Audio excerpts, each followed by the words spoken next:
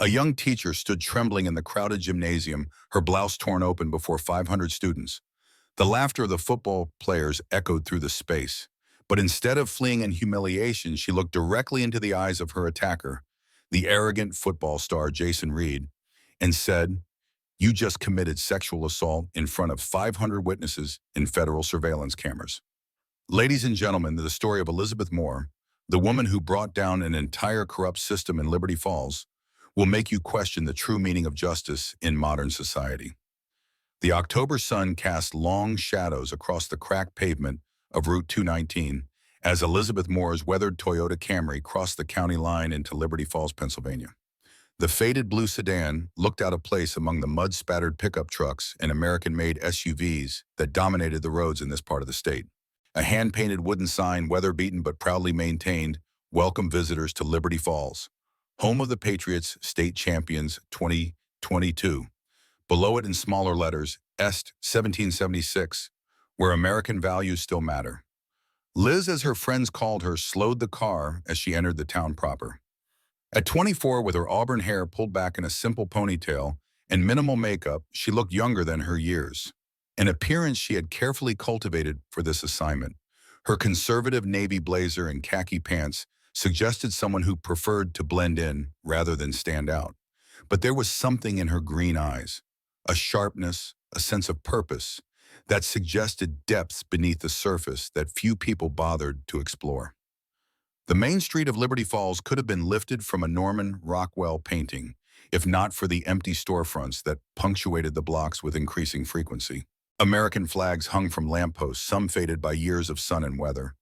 Campaign signs from the last 3 election cycles remained in some windows, political allegiances displayed like family crests.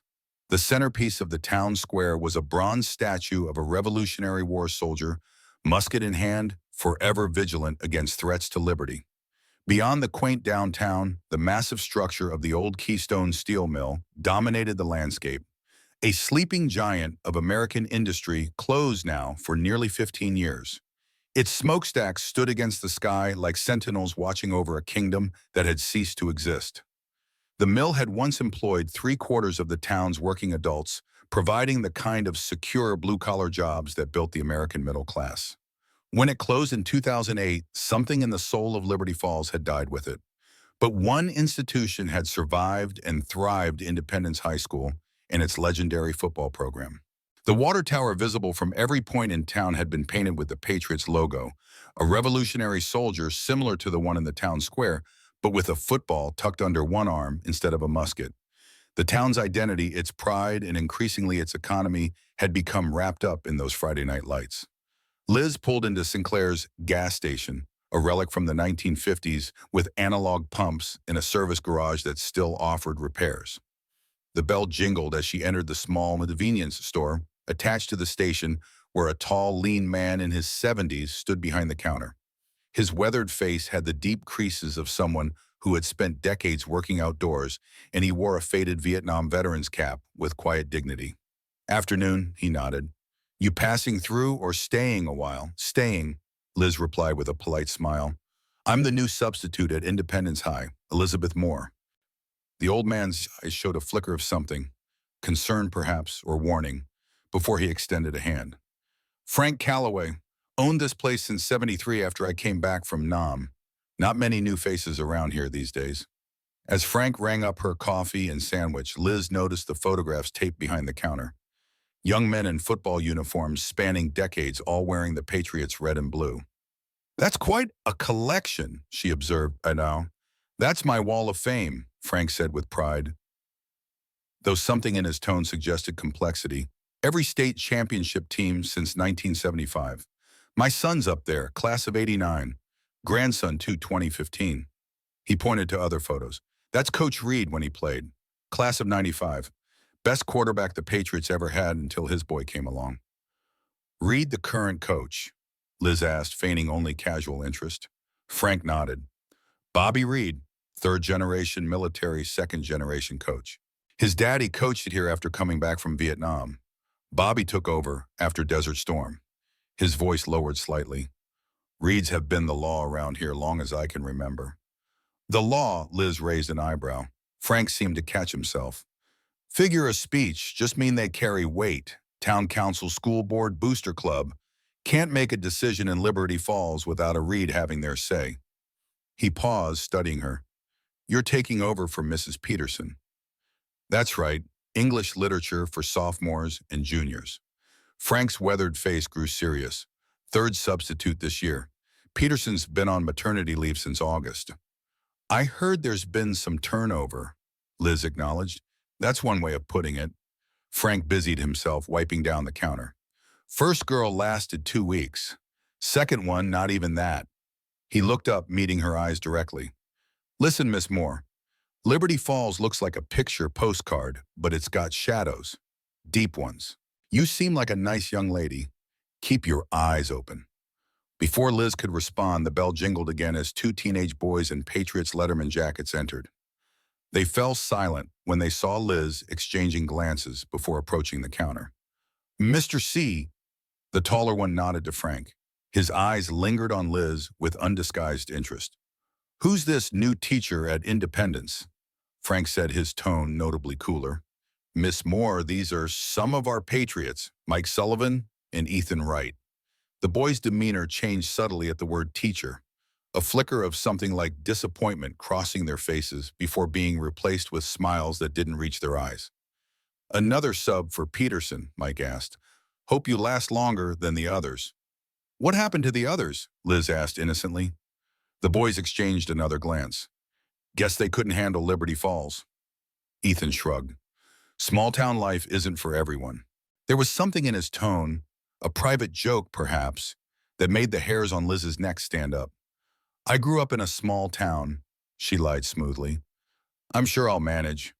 We'll see, Mike said, his smile widening. See you at school, Miss Moore.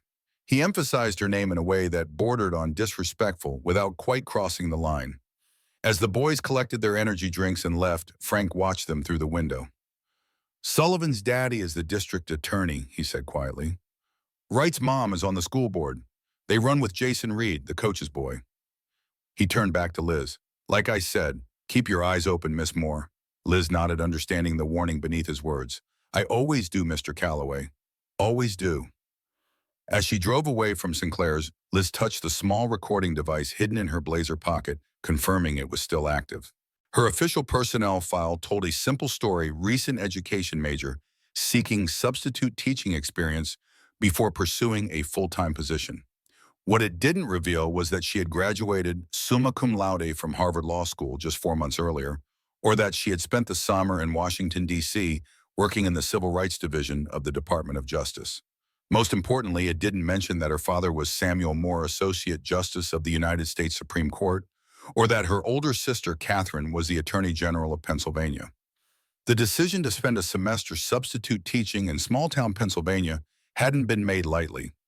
Liz's real motivation stemmed from a research project she had begun during her final year at Harvard, a comprehensive study of institutional failures in American public education, particularly focusing on how schools handled bullying and harassment. She had chosen Independence High specifically because of complaints filed with the state education department, complaints that had been quietly dismissed or buried by local administrators who prioritized the school's reputation over student safety. Liz's approach to this investigation was methodical and professional. She had spent weeks preparing, studying the school's culture, researching key personnel, and developing a comprehensive documentation system that would capture evidence admissible in federal court. Her seemingly ordinary smartphone contained military-grade encryption software and real-time transmission capabilities that could send evidence directly to federal prosecutors. Every conversation would be recorded, every incident documented, every piece of evidence preserved according to federal standards. As she drove toward the modest apartment she had rented on the outskirts of town, Liz mentally reviewed what she knew about the school's power structure.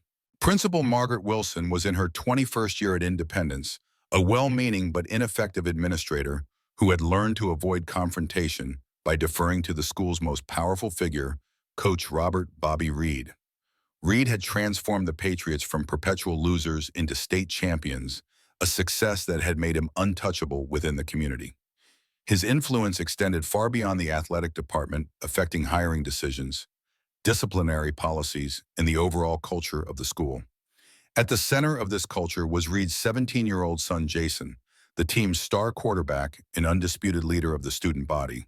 Jason had inherited his father's commanding presence and natural charisma, but he had also developed a sense of entitlement that manifested in increasingly aggressive behavior toward anyone he perceived as beneath his status.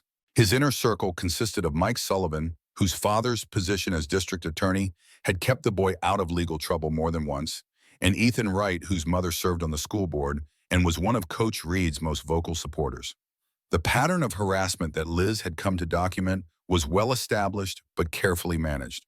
Female substitute teachers rarely lasted more than a few weeks at Independence, citing classroom management issues in their resignation letters. What these euphemistic departures really represented was a systematic campaign of sexual harassment that had been normalized under Coach Reed's leadership and enabled by an administration that prioritized athletic success over student safety.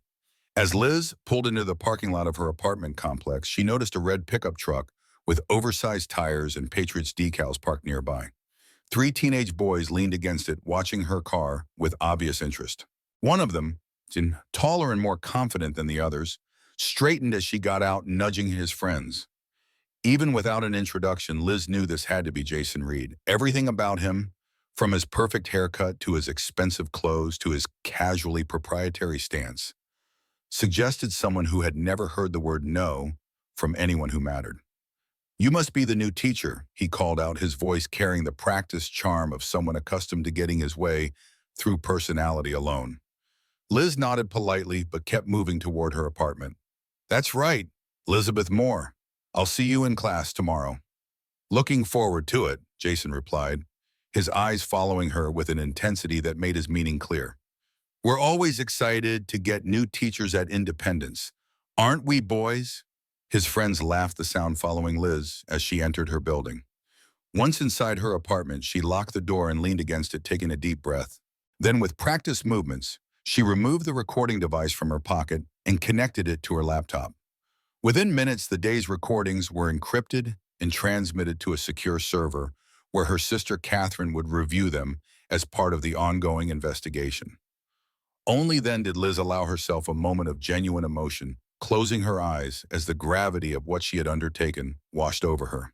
She was 24 years old, alone in a town controlled by the very people she had come to investigate, surrounded by potential hostility, preparing to enter an environment where three women before her had already been driven away. But Elizabeth Moore was her father's daughter and her sister's sister. Justice was in her blood, a family calling that stretched back generations. More importantly, she carried with her the stories of dozens of young women whose complaints had been dismissed, whose courage had been punished, whose futures had been compromised by the very institutions that should have protected them. Tomorrow she would walk into Independence High School and begin the most important investigation of her young career. Tonight she would prepare, review, and strengthen her resolve for the battle ahead. The morning sun illuminated the brick facade of Independence High School as Liz parked her Toyota in the faculty section. The building itself was a testament to the community's priorities. While the academic wing showed signs of age and deferred maintenance, the athletic facilities gleamed with recent renovations. A large electronic marquee cycled through messages prominently featuring, "Congratulations, Patriots, 42-7 victory over Hiram, over Westfield, and college recruiters visit this Friday. Go Jason." Liz gathered her leather satchel, a gift from her father years ago, and stepped out of the car. She had arrived 30 minutes early, a habit ingrained by years of rigorous academic training, and she used the quiet time to observe the rhythms of the school coming to life. Buses discharged students who moved in clear social patterns, the athletes and cheerleaders claiming prime territory near the main entrance, others finding their places in the unwritten but rigid hierarchy of high school life. The main office was a hub of morning activity when Liz entered. A woman in her late 60s with steel gray hair and reading glasses on a chain around her neck looked up from her computer. "You must be Miss Moore," she said, rising to offer her hand. "I'm Doris Henderson, the school secretary. Been here since the Carter administration, so I know where all the bodies are buried." She gave a dry chuckle at her own joke, though something in her eyes suggested it wasn't entirely in jest. "It's nice to meet you, Mrs. Henderson," Liz replied, accepting a handshake. Thank you for all the information you sent ahead. Just doing my job, dear. Mrs. Henderson retrieved a folder from a filing cabinet. Here's everything you'll need. Class rosters, lesson plans, Mrs. Peterson left school policies, emergency procedures. She lowered her voice slightly, and a few notes of my own about certain students. Unofficial, of course. Liz accepted the folder, curious about this unexpected alliance. I appreciate that. Any advice for my first day? Mrs. Henderson glanced toward the inner office where the nameplate on the door read, Margaret Wilson, Principal. Then back to Liz. The kids can be challenging, especially for substitutes. Don't take it personally if they test you. She hesitated. Particularly the junior class, they've developed certain expectations. I've dealt with difficult students before, Liz assured her, mentally noting the warning. I'm sure you have, dear. Mrs. Henderson's expression softened slightly. You seem different from the other substitutes we've had lately. More substantial somehow. I hope you'll last longer than a few weeks. The comment confirmed what Liz already suspected. The turnover rate for substitute teachers at Independence was abnormally high, particularly for young women. She made a mental note to investigate the circumstances surrounding previous resignations. I plan to stay for the full term, Liz said with quiet confidence. Mrs. Peterson deserves to focus on her new baby without worrying about her classes. Mrs. Henderson nodded approvingly and handed Liz a key. Room 204, junior hallway. Your homeroom starts in 20 minutes. Liz navigated the corridors of Independence High, noting the trophy cases that dominated the main hallway. Football achievements took center stage. State championship trophies, team photos, newspaper clippings about particularly memorable victories. A separate case held a single shelf of academic achievements, dusty and poorly maintained. Room 204 was a typical classroom. 30 desks arranged in rows, a whiteboard at the front, motivational posters that had seen better days. Liz arranged her materials at the teacher's desk and reviewed the roster of students she would be supervising. Jason Reed's name was at the top of the list, followed by Mike Sullivan and Ethan Wright. She had expected this. Homeroom assignments were typically alphabetical, and the presence of the school's most powerful students in her first class was either an unfortunate coincidence or a deliberate test. The bell rang at 7:45 a.m., and students began filtering into the classroom with the casual confidence of teenagers who own their domain. Liz observed each student as they entered, noting body language, group dynamics, and social hierarchies that would become important as her investigation proceeded. Jason Reed entered the room like he owned it, which in many ways he did. At 17, he was already 6 feet tall, with the athletic build of a quarterback who had been lifting weights since middle school. His brown hair was perfectly styled, his clothes expensive but casual, and he carried himself with the kind of natural authority that came from never having his will seriously challenged. He was followed by his lieutenants, Mike Sullivan, a hulking presence whose size alone commanded respect, and Ethan Wright, smaller but with sharp, intelligent eyes that suggested he was the strategist of the group. They occupied the back corner of the room, their desks arranged in a configuration that allowed them to communicate without drawing attention from the front of the class. Good morning, class, Liz said as the final students took their seats. I'm Miss Moore, and I'll be your substitute teacher for the next few weeks. Let's start with attendance. She began calling names from the roster, observing each student's response and noting the subtle power dynamics at play. Other students seemed to defer to Jason's presence, speaking more quietly and avoiding eye contact when his attention was focused on them. When Liz called Jason Reed, and he responded with a lazy "here" that carried undertones of challenge, his eyes met hers for a moment longer than necessary, and she felt him assessing her, trying to determine what kind of opponent she might be. Mike Sullivan. Present, Miss Moore, Mike replied, his voice carrying a hint of sarcasm that suggested he found the entire process beneath his attention. Ethan Wright. Here, Ethan responded, but his answer was accompanied by a smirk that indicated he was already planning something. Liz continued through the roster, but she was acutely aware of the dynamics playing out in the back of the room. Jason and his friends were engaging in the kind of silent communication that came from years of friendship and shared adventures. They were planning something, and Liz was almost certainly the target. After completing attendance, Liz spent the remaining time in homeroom, reviewing the day's announcements and observing student behavior. The harassment didn't begin immediately. Jason and his friends were too sophisticated for crude, obvious attacks. Instead, they began with subtle tests designed to gauge her reactions and identify weaknesses. Miss Moore, Jason said, raising his hand as she finished reading the morning announcements. I was wondering if you could help me understand something about the dress code. Liz recognized the question as the beginning of a campaign, but she responded professionally. What would you like to know about the dress code, Jason? Well, I was just noticing that your outfit looks really professional, like really put together. I was wondering if all the teachers are supposed to dress like that, or if it's just something you chose to do. The comment was carefully crafted to sound like a genuine compliment while actually focusing attention on her appearance in a way that made her uncomfortable. Other students turned to look at her, and Liz felt the weight of their scrutiny. The dress code applies to students, Jason, Liz replied evenly. Teachers are expected to maintain professional standards, and I believe my attire meets those standards. Oh, absolutely, Jason said, his voice carrying false sincerity. I mean, you look amazing, really professional. I was just wondering if maybe you could give some tips to the other teachers about how to look so commanding. The word commanding was delivered with particular emphasis, and Liz caught the appreciative murmurs from Jason's friends.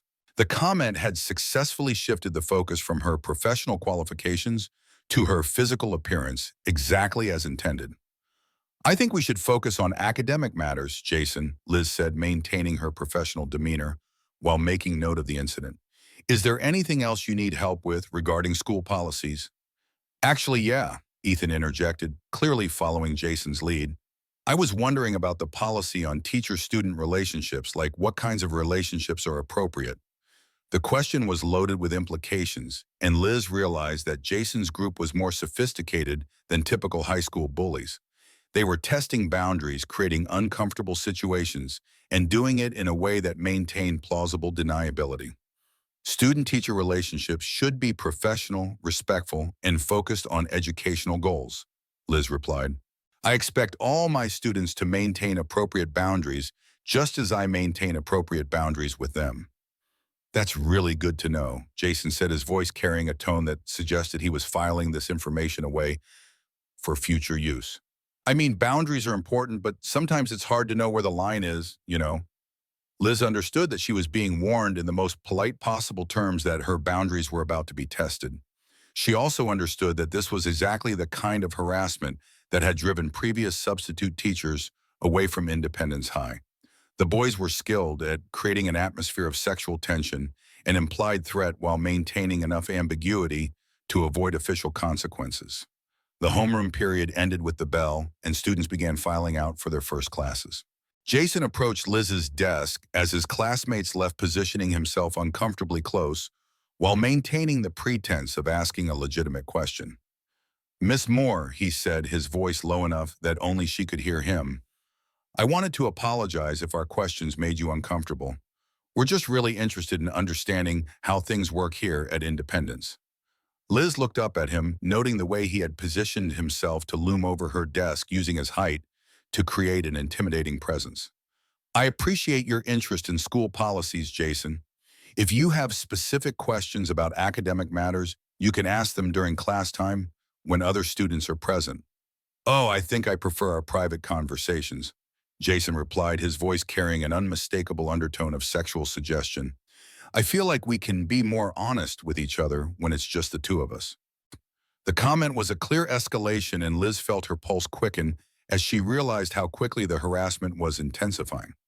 Jason was establishing a pattern of inappropriate private interactions, creating situations where he could push boundaries without witnesses. Jason, Liz said firmly, I need you to step back and maintain appropriate distance. Our conversations should always be professional and, when possible, in the presence of other students or faculty. Jason's expression changed slightly, and for a moment Liz saw a flash of the entitled anger that lay beneath his charming surface. I'm just being friendly, Miss Moore. I thought teachers were supposed to be approachable. There's a difference between being approachable and being inappropriate, Liz replied. I need you to understand that difference. Jason smiled, but it didn't reach his eyes. I understand a lot of things, Miss Moore, more than you might think. With that cryptic comment, he turned and walked away, leaving Liz alone in the classroom with the uncomfortable realization that her first day was only beginning. She had documented the entire exchange, but she also understood that Jason's behavior was carefully calculated to stay just within the bounds of what could be dismissed as normal teenage interaction. Liz's second period class was English literature for sophomores, a group of 30 students who seemed more interested in their phones than in discussing the themes of To Kill a Mockingbird. She had prepared a lesson plan that would engage them in meaningful discussion about justice and moral courage, themes that felt particularly relevant given her current situation. The class proceeded without incident, though Liz noticed that word of her morning encounter with Jason had already spread through the school's social network. Several students glanced at her with curiosity, and she overheard whispered conversations that stopped when she approached. It was during her planning period that Liz encountered her first direct confrontation with the school's power structure. She was in the faculty lounge grading papers and reviewing her notes when Coach Reed entered the room. At 45, Bobby Reed was an imposing figure, 6'3" with the build of a former college football player and the authoritative presence of someone accustomed to being obeyed without question. "You must be the new substitute," Coach Reed said, his voice carrying the kind of casual authority that came from years of unchallenged leadership. "I'm Bobby Reed. I coach the Patriots." Liz looked up from her papers, noting the way Reed positioned himself to dominate the conversation. "Nice to meet you, Coach Reed. I'm Elizabeth Moore." "Moore," Reed repeated as if testing the name. "That's not a local name. Where are you from?" "I've moved around quite a bit," Liz replied deliberately, keeping her background vague. "I'm looking forward to working with your students." Reed's expression hardened slightly. "My students are good kids. They're respectful, hardworking, and they represent this school with pride. I hope you'll keep that in mind as you get to know them."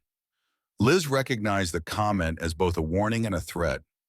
Reed was establishing that his students, meaning the football players, were under his protection, and any problems with them would be seen as problems with him. "I'm sure they are," Liz replied diplomatically. "I expect to have positive relationships with all my students." "That's good to hear," Reed said, but his tone suggested he doubted her sincerity. "Because sometimes we get substitute teachers who don't understand our culture here at Independence. They come in with big city ideas about how things should be done, and they end up causing problems for everyone." The reference to big city ideas was clearly meant to put Liz in her place, suggesting that her outsider status made her unqualified to understand the school's dynamics. She also noted the implied threat. Previous substitute teachers who had caused problems had presumably been dealt with. "I'm here to support the students and follow the school's policies," Liz said. "I don't anticipate any problems." Reed stared at her for a long moment, his expression unreadable. "That's what they all say, but problems have a way of finding people who don't fit in. I hope you'll be different." With that ominous comment, he turned and left the faculty lounge, leaving Liz with the clear understanding that she had just been warned by the school's most powerful figure. The message was unmistakable: conform to the existing culture or face the consequences. After school, Liz drove to the Liberty Falls Public Library, a stately Carnegie building that had served the community since 1905. Unlike the school, which reflected the town's current priorities, the library was a testament to an earlier time when Liberty Falls had been a prosperous industrial center with aspirations toward culture and education. The main reading room was nearly empty when Liz entered. An elderly woman with a neat silver bun and wire-rimmed glasses looked up from the circulation desk with the mild surprise of someone who didn't see many new faces. "Good afternoon," she said warmly. "I'm Mary Jenkins, head librarian. Can I help you find something?" "I hope so," Liz replied, approaching the desk. "I'm Elizabeth Moore, the new substitute at Independence High. I'm trying to learn more about the school's history." Mary's expression changed subtly, a flicker of something like concern crossing her features before she composed herself. "We have quite a collection of local history materials. The high school features prominently, of course. It's been the center of community life since it was built in 1927. She led Liz to a section of shelves devoted to local history. Yearbooks going back to the founding newspaper archives on microfilm, even some oral histories recorded during the bicentennial. Mary pulled out a heavy-bound volume. "This is a history of the school written for its 50th anniversary in 1907. "This is perfect," Liz said, setting the book on a nearby table. "I'm particularly interested in more recent events." The last 10 to 15 years. Any significant changes in administration, notable incidents, that sort of thing? Mary glanced around the empty library before lowering her voice. May I ask why you're interested in that specific period, Miss Moore? Just trying to understand the environment I'm working in, Liz replied carefully. It helps to know the context. Mary studied her for a long moment as if making a decision. Wait here, she finally said and disappeared into the stacks. She returned a few minutes later with a leather-bound ledger that looked significantly older than the materials she had previously shown. This isn't part of the official collection, Mary said quietly. It's what we call the Black Book. Every head librarian since 1960 has kept it, a record of events in Liberty Falls that don't make it into the official histories. Liz's interest was immediately piqued. Why show this to me? Because I've worked in this town for 43 years and I've watched what happens at that school. Mary's voice had taken on an edge. 3 young women, substitutes just like you, have come and gone since August. All of them left suddenly, all of them refused to discuss why. She placed a hand on the ledger. But it's not just them. It's a pattern that goes back decades. Young female teachers harassed until they leave complaints, ignored records, and altered.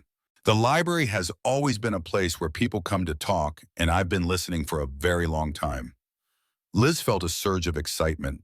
This was exactly the kind of historical documentation that could establish a pattern of institutional negligence, a crucial element in building a federal civil rights case. May I, she asked, gesturing to the ledger. Mary nodded and Liz carefully opened the book. The entries were handwritten, dated meticulously, recording incidents large and small in the life of Liberty Falls. She quickly found the sections related to Independence High and began reading. The pattern was unmistakable. Year after year, decade after decade, young female teachers had left the school under mysterious circumstances. Names changed, but the basic story remained the same. May 1987, Sandra Williams resigned after 3 months teaching English. Rumor says Coach Reed Sr. told her to pass star running back despite plagiarized paper. October 1995, new art teacher Rebecca Chen left town overnight. No explanation given, but 3 varsity basketball players suspended for 1 game the following week. February 2003, substitute Catherine Morgan quit after Bobby Reed became head coach. Said only that those boys need discipline no one's willing to give them. And more recently, September 2022, Valerie Peters, substitute for Peterson, left after 2 weeks. Overheard in cafe saying no job is worth that kind of treatment. October 2022. Samantha Reeves' second substitute lasted only 9 days. Told pharmacy clerk she was returning to Pittsburgh for her own safety. This is, Liz began. A pattern, Mary finished for her, one that no one in authority will acknowledge. Has anyone ever filed official complaints? Liz asked, though she already knew the answer from her preliminary research. Many have tried, Mary sighed. The records disappear. Witnesses suddenly change their stories. Principal Wilson talks about misunderstandings and cultural differences. Sheriff Hayes dismisses it as boys being boys. And anyone who pushes too hard finds themselves unwelcome in Liberty Falls. Mary turned to the most recent entries in the ledger dated just the previous year. My granddaughter Emily was a student at Independence. Bright girl, planned to be the first in our family to attend college. She filed a complaint against Jason Reed and his friends for harassment. 2 days later, Principal Wilson called her a liar to her face, said she was just seeking attention. Mary's voice grew tight with emotion. A week after that, Emily took her own life. She was 17. The librarian looked directly at Liz, her eyes bright with unshed tears. Whatever brought you to Liberty Falls, Miss Moore, be careful. This town protects its own, and you're not one of them. Liz felt the weight of the older woman's warning understanding now that the stakes were even higher than she had initially believed. This wasn't just about institutional negligence. It was about a culture of harassment and intimidation that had claimed at least one young life. I'm very sorry about your granddaughter, Liz said softly. Sorry doesn't bring her back, Mary replied. But maybe someone finally standing up would mean she didn't die for nothing. As Liz continued to examine the ledger, a new entry caught her eye. A note about a Patriot's Den located in an abandoned hunting cabin on the outskirts of town. The entry described it as a place where football players gathered for unsupervised parties, a location known to school authorities but deliberately ignored. "What's this Patriot's Den?" Liz asked. Mary's expression darkened. "A place where those boys can do whatever they want without consequences. It used to be Old Man Pearson's hunting cabin, but he died 20 years ago. The property's in legal limbo, something about an estate dispute, so no one's taken responsibility for it. The football team claimed it as their territory sometime in the early 2000s. And the school knows about this." "Everyone knows," Mary said bitterly. "Sheriff Hayes has broken up parties there when they got too loud, but he just drives the boys home to their parents. No charges, no records, no consequences." Liz made a careful note of the cabin's location. If it was being used as a gathering place for the football team with the tacit approval of school authorities, it could constitute an extension of the school environment for legal purposes, making any harassment that occurred there subject to Title IX regulations. As Liz prepared to leave, Mary handed her a business card. "My home number is on the back. If you need anything, information, a history, context, call me, day or night." "Thank you," Liz said, touched by the woman's willingness to help. "Why are you doing this?" Mary's face hardened with resolve. "Because I've watched this town sacrifice its daughters on the altar of football glory for 40 years. Because Emily deserved better. And because you look like someone who might actually be able to do something about it." Liz left the library with the weight of Mary's expectations heavy on her shoulders. The historical pattern documented in the Black Book would be crucial evidence in establishing the school's deliberate indifference to a hostile educational environment, a key element in proving a Title IX violation. She drove slowly past Independence High on her way back to her apartment, noting the football team practicing on the immaculately maintained field. Coach Reed stood at the center, whistle around his neck, the undisputed authority figure in his domain. On the sidelines, a group of cheerleaders practiced their routines while parents watched from the bleachers, their attention focused on the young men in pads and helmets who carried the community's hopes and identity. The scene appeared wholesome on the surface, the quintessential small-town American experience celebrated in films and television shows. But Liz now understood the darker currents that ran beneath the Friday night lights, the systemic protection of harassment and intimidation that had destroyed lives and careers. That evening, as Liz transmitted the day's recordings and her notes on the Black Book to her sister, she included a special request for information about Emily Jenkins's suicide and any police reports or school records related to it. Such records would normally be protected, but Catherine's position as Attorney General gave her access to resources and information that could bypass local obstruction. Liz also requested background checks on Coach Reed, Principal Wilson, and Sheriff Hayes, focusing on their interconnections in any previous complaints or investigations that might have been buried. Understanding the network of protection that surrounded Jason Reed and his friends would be crucial to building a case that could withstand the inevitable counterattack when she finally moved to expose the harassment culture at Independence High. Liz's third period class was English literature for juniors, which meant facing Jason Reed again, this time in an academic setting where he would have even more opportunities to demonstrate his dominance. She had prepared carefully for this encounter, selecting lesson materials that would challenge the students intellectually while giving her opportunities to observe Jason's behavior in a different context. The classroom filled quickly, students chatting among themselves, until they noticed Liz standing at the front, calm and professional, in her blazer and slacks.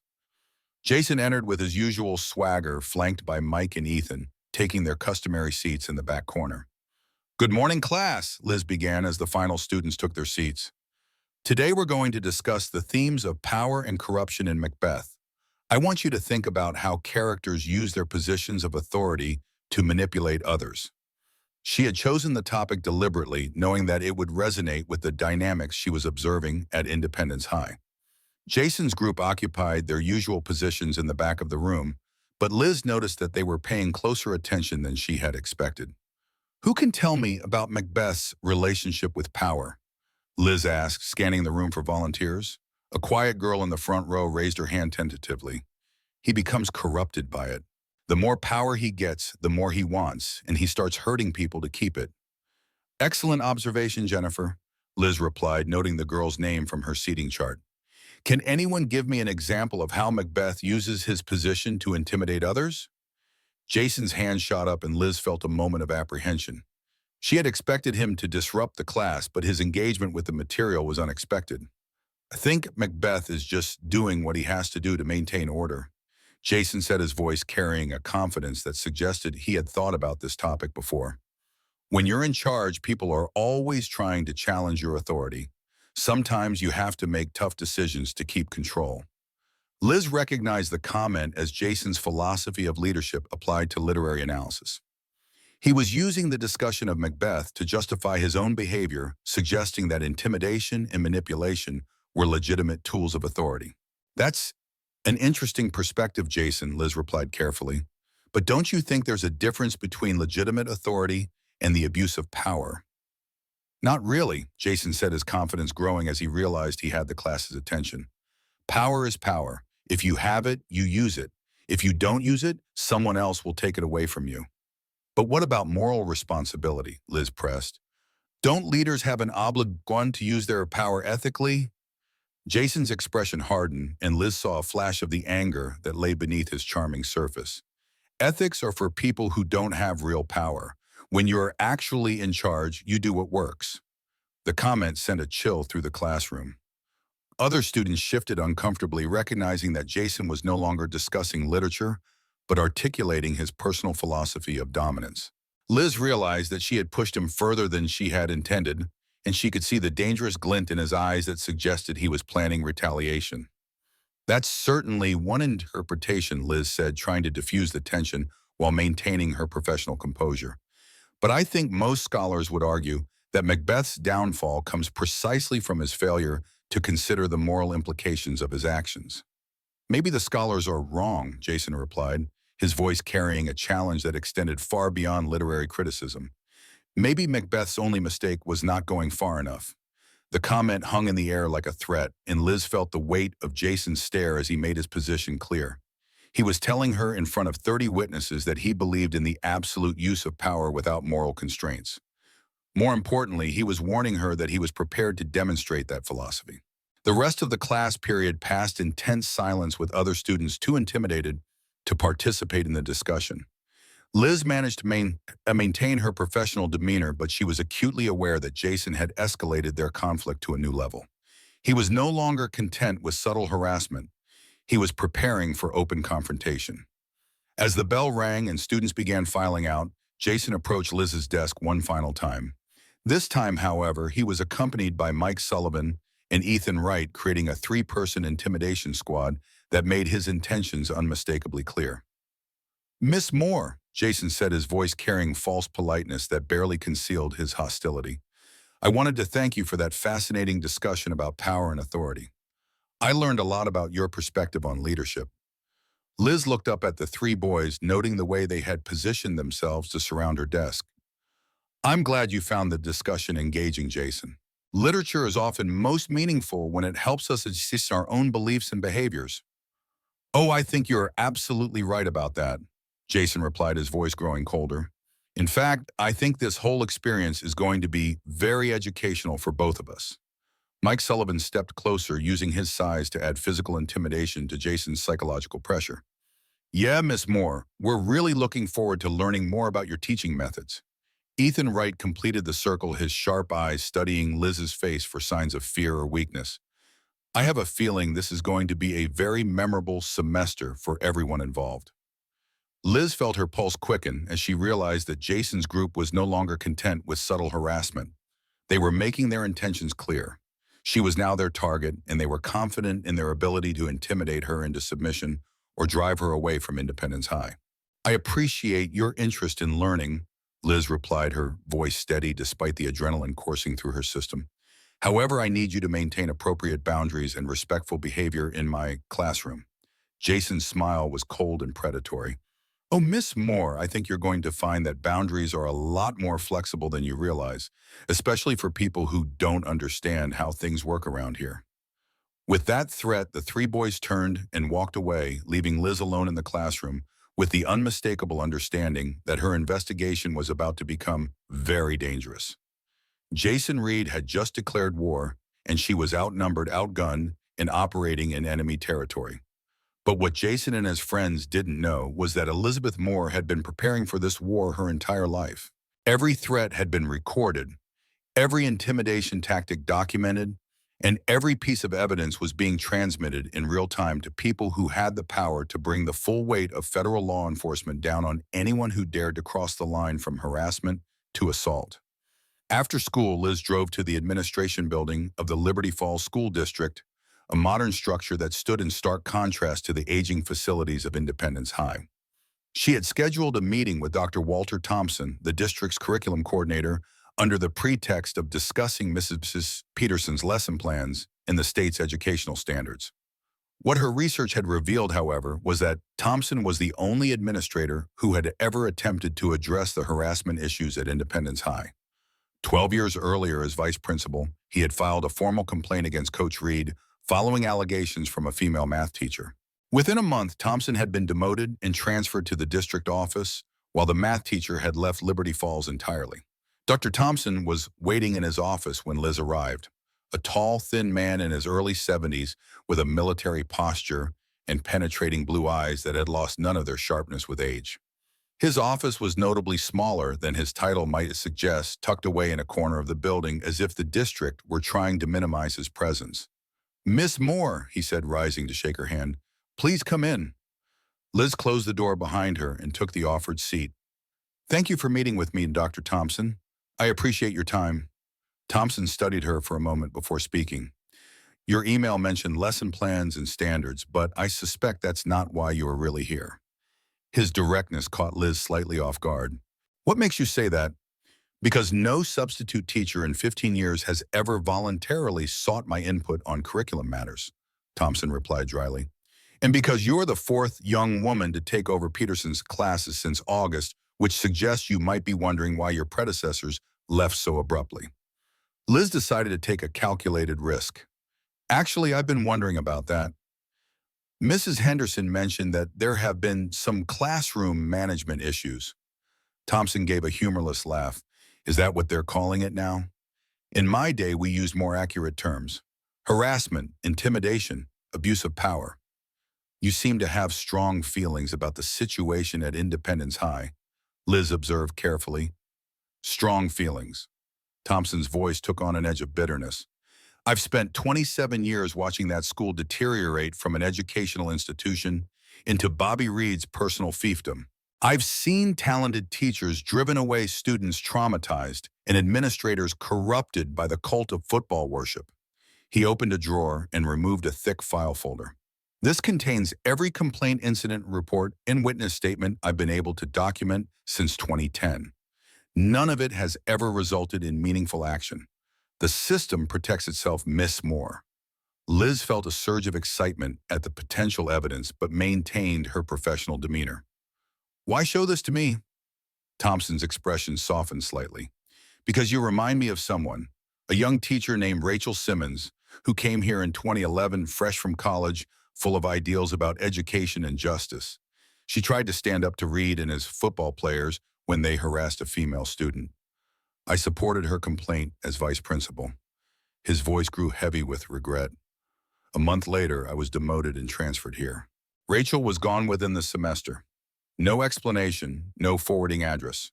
The girl who was harassed transferred to another district, and Bobby Reed got a raise and a contract extension after winning the state championship." "I'm sorry," Liz said quietly. "Don't be sorry," Thompson replied firmly. "Be careful. Liberty Falls looks like a picture-perfect small town, but it runs on fear and silence. The Reeds have been the power here since Bobby's father came back from Vietnam and took over the football program in 1970. 3 generations of quarterbacks, 3 generations of the untouchable privilege." He pushed the file folder toward her. "I've kept records because someday someone with real authority will need to know what's been happening here. Is that someone you, Miss Moore, or are you just another substitute who will be gone in a week?" Liz looked at the folder, then back at Thompson. "May I borrow this?" "Keep it," Thompson said. "I have copies. But if anyone asks, we discussed Common Core standards and vertical alignment of curriculum objectives." As Liz left the district office with Thompson's file tucked safely in her satchel, she felt the first real sense of momentum in her investigation. Between Mary Jenkins' Black Book and Walter Thompson's documentation, she now had historical evidence spanning decades. exactly the kind of pattern evidence needed to prove deliberate indifference under Title IX. The first day of her investigation had yielded more than she had expected. Direct confirmation of the harassment pattern, historical documentation of institutional negligence, and two potential allies in Mary Jenkins and Walter Thompson. She had established her cover at Independence High, made initial contact with the key figures in her investigation, and documented the first instances of harassment by Jason Reed and his friends. As she drove back to her apartment, Liz felt a mixture of determination and apprehension.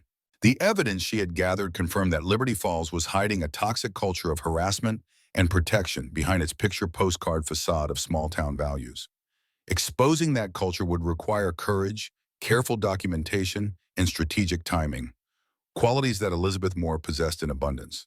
But she was also acutely aware of the danger she faced. 3 substitute teachers had already been driven away from Independence High this year alone. Countless others had fled over decades. Emily Jenkins had taken her own life after her complaints were dismissed and her reputation attacked. The system of protection surrounding Jason Reed and his father was powerful, entrenched, and willing to destroy anyone who threatened it. Tomorrow would bring new challenges, new evidence, and likely new forms of harassment. But Liz would be ready, armed with her recording equipment, her legal training, and her unwavering commitment to justice. The battle for Liberty Falls had begun, and Elizabeth Moore had no intention of becoming another casualty in the town's long history of silencing those who dared to speak truth to power. The second week at Independence High brought a subtle shift in atmosphere as word spread about the new substitute who refused to be intimidated. Students began watching Liz with undisguised curiosity, some with hope, others with suspicion. She overheard whispered conversations in hallways that fell silent when she approached, caught glances that ranged from admiring to hostile, sensed the formation of invisible battle lines throughout the school. Jason Reed and his inner circle had escalated their campaign against her, moving from subtle harassment to more overt intimidation. They had claimed the territory directly outside her classroom between periods, forcing her to navigate through their intimidating presence every time she entered or left. They made comments just loud enough for her to hear but too ambiguous to warrant disciplinary action. Remarks about her appearance, her background, her future prospects at Independence High. 5 more days than the last one, Ethan Wright observed loudly as Liz passed on Wednesday morning. Think she'll make it to 2 weeks? Doubt it, Mike Sullivan replied. She doesn't seem to understand the natural order around here. Jason, leaning against the wall with practiced nonchalance, simply watched her with predatory intensity, his silence more threatening than his friend's comments. Liz maintained her professional demeanor, documenting each incident while continuing to build relationships with other students and faculty. She had begun to identify potential allies. Jennifer Bailey, the quiet girl from her junior English class, who had spoken about Macbeth's corruption. Emma Rodriguez, a senior honors student who openly avoided Jason's group. And surprisingly, David Reed, Jason's older brother, who had returned to Liberty Falls after years away. She encountered David unexpectedly at Sinclair's gas station on Thursday evening, stopping to refuel her Toyota after a visit to the county courthouse, where she had been researching property records related to the Patriots' den. He was filling the tank of a modest Subaru, a stark contrast to Jason's ostentatious pickup truck, and nodded in recognition when he saw her. Miss Moore, right? David Reed. He extended his hand, his resemblance to Jason unmistakable despite being 5 years older and lacking his brother's arrogant bearing. I graduated before you started teaching here, but my mother mentioned the new substitute. Mr. Reed, Bo, Liz acknowledged, accepting his handshake. Your brother is in my junior English class. Something flickered in David's expression, concern perhaps, or embarrassment. I heard Jason has strong opinions about literature. The careful phrasing caught Liz's attention. About literature, yes, and other things. David glanced around the nearly empty gas station before lowering his voice. Look, I don't know what's happened, but I know my brother. If he's giving you trouble, he trailed off, seemingly caught between family loyalty and genuine concern. Is that why you're back in Liberty Falls? Liz asked, studying his face. Trouble with your brother. I'm here because my mother's been ill, David replied, though something in his tone suggested only partial truth. I've been working as an attorney in Philadelphia for the past few years, but family comes first. Of course, Liz nodded. I hope your mother recovers quickly. David seemed to wrestle with something before speaking again. Independence High has a certain culture, Tirsi. It's been that way since my father took over the football program. Not everyone fits into that culture, especially teachers who expect certain standards of behavior. The coded warning was clear and Liz recognized an opportunity. I've noticed some unusual dynamics, yes. Would you be willing to discuss your observations sometime? As a former student and a Reed, your perspective would be valuable. David hesitated, loyalty to his family visibly warring with what appeared to be genuine concern.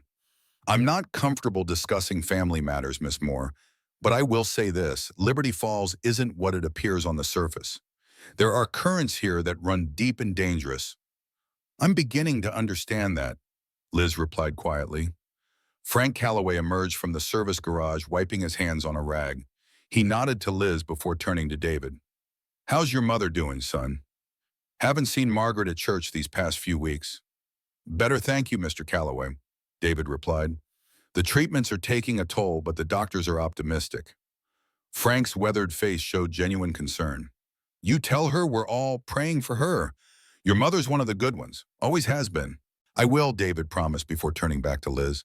It was nice meeting you, Miss Moore. Good luck with your classes. As he drove away, Frank moved closer to Liz, speaking quietly. Interesting fellow, that one. Only Reed I've ever known who left Liberty Falls by choice. Went off to college and never moved back until now. He seems different from his father and brother, Liz observed. Night and day, Frank agreed. Margaret Reed raised two sons with the same love, but they turned out as different as can be. David was always thoughtful, quiet, more like his mother. Jason took after Bobby, all swagger and entitlement. Liz considered this new information carefully. Mrs. Reed is ill. Cancer. Frank nodded solemnly. Started about a year ago. She's the heart of that family, the only one who could ever rein Bobby in even a little. Since she got sick, he shook his head. Things at that school have gotten worse. Bobby's running unchecked, and that boy of his thinks he owns the town. This explained the timing of the escalating harassment that had led to the complaints Liz was investigating. With Margaret Reed's moderating influence removed by illness, the worst tendencies of both Coach Reed and Jason had apparently intensified. I'm sorry to hear about Mrs. Reed, Liz said sincerely. It must be difficult for the family. Different kinds of difficult for different Reeds, Frank observed cryptically. David came back to support his mother. Bobby threw himself into football, like always, winning games instead of facing reality. And Jason, he trailed off, his expression darkening.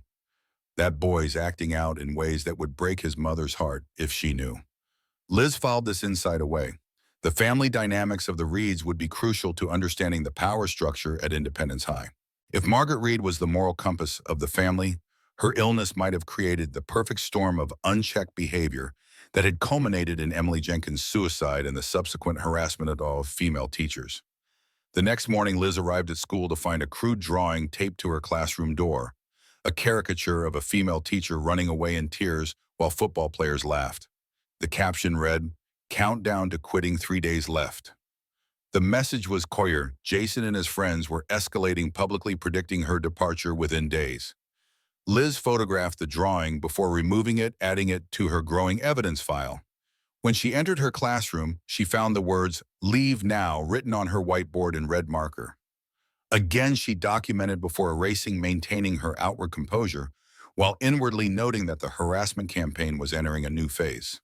Her junior English class that morning was tense, with Jason and his friends exchanging smirks as she began the lesson on Romeo and Juliet.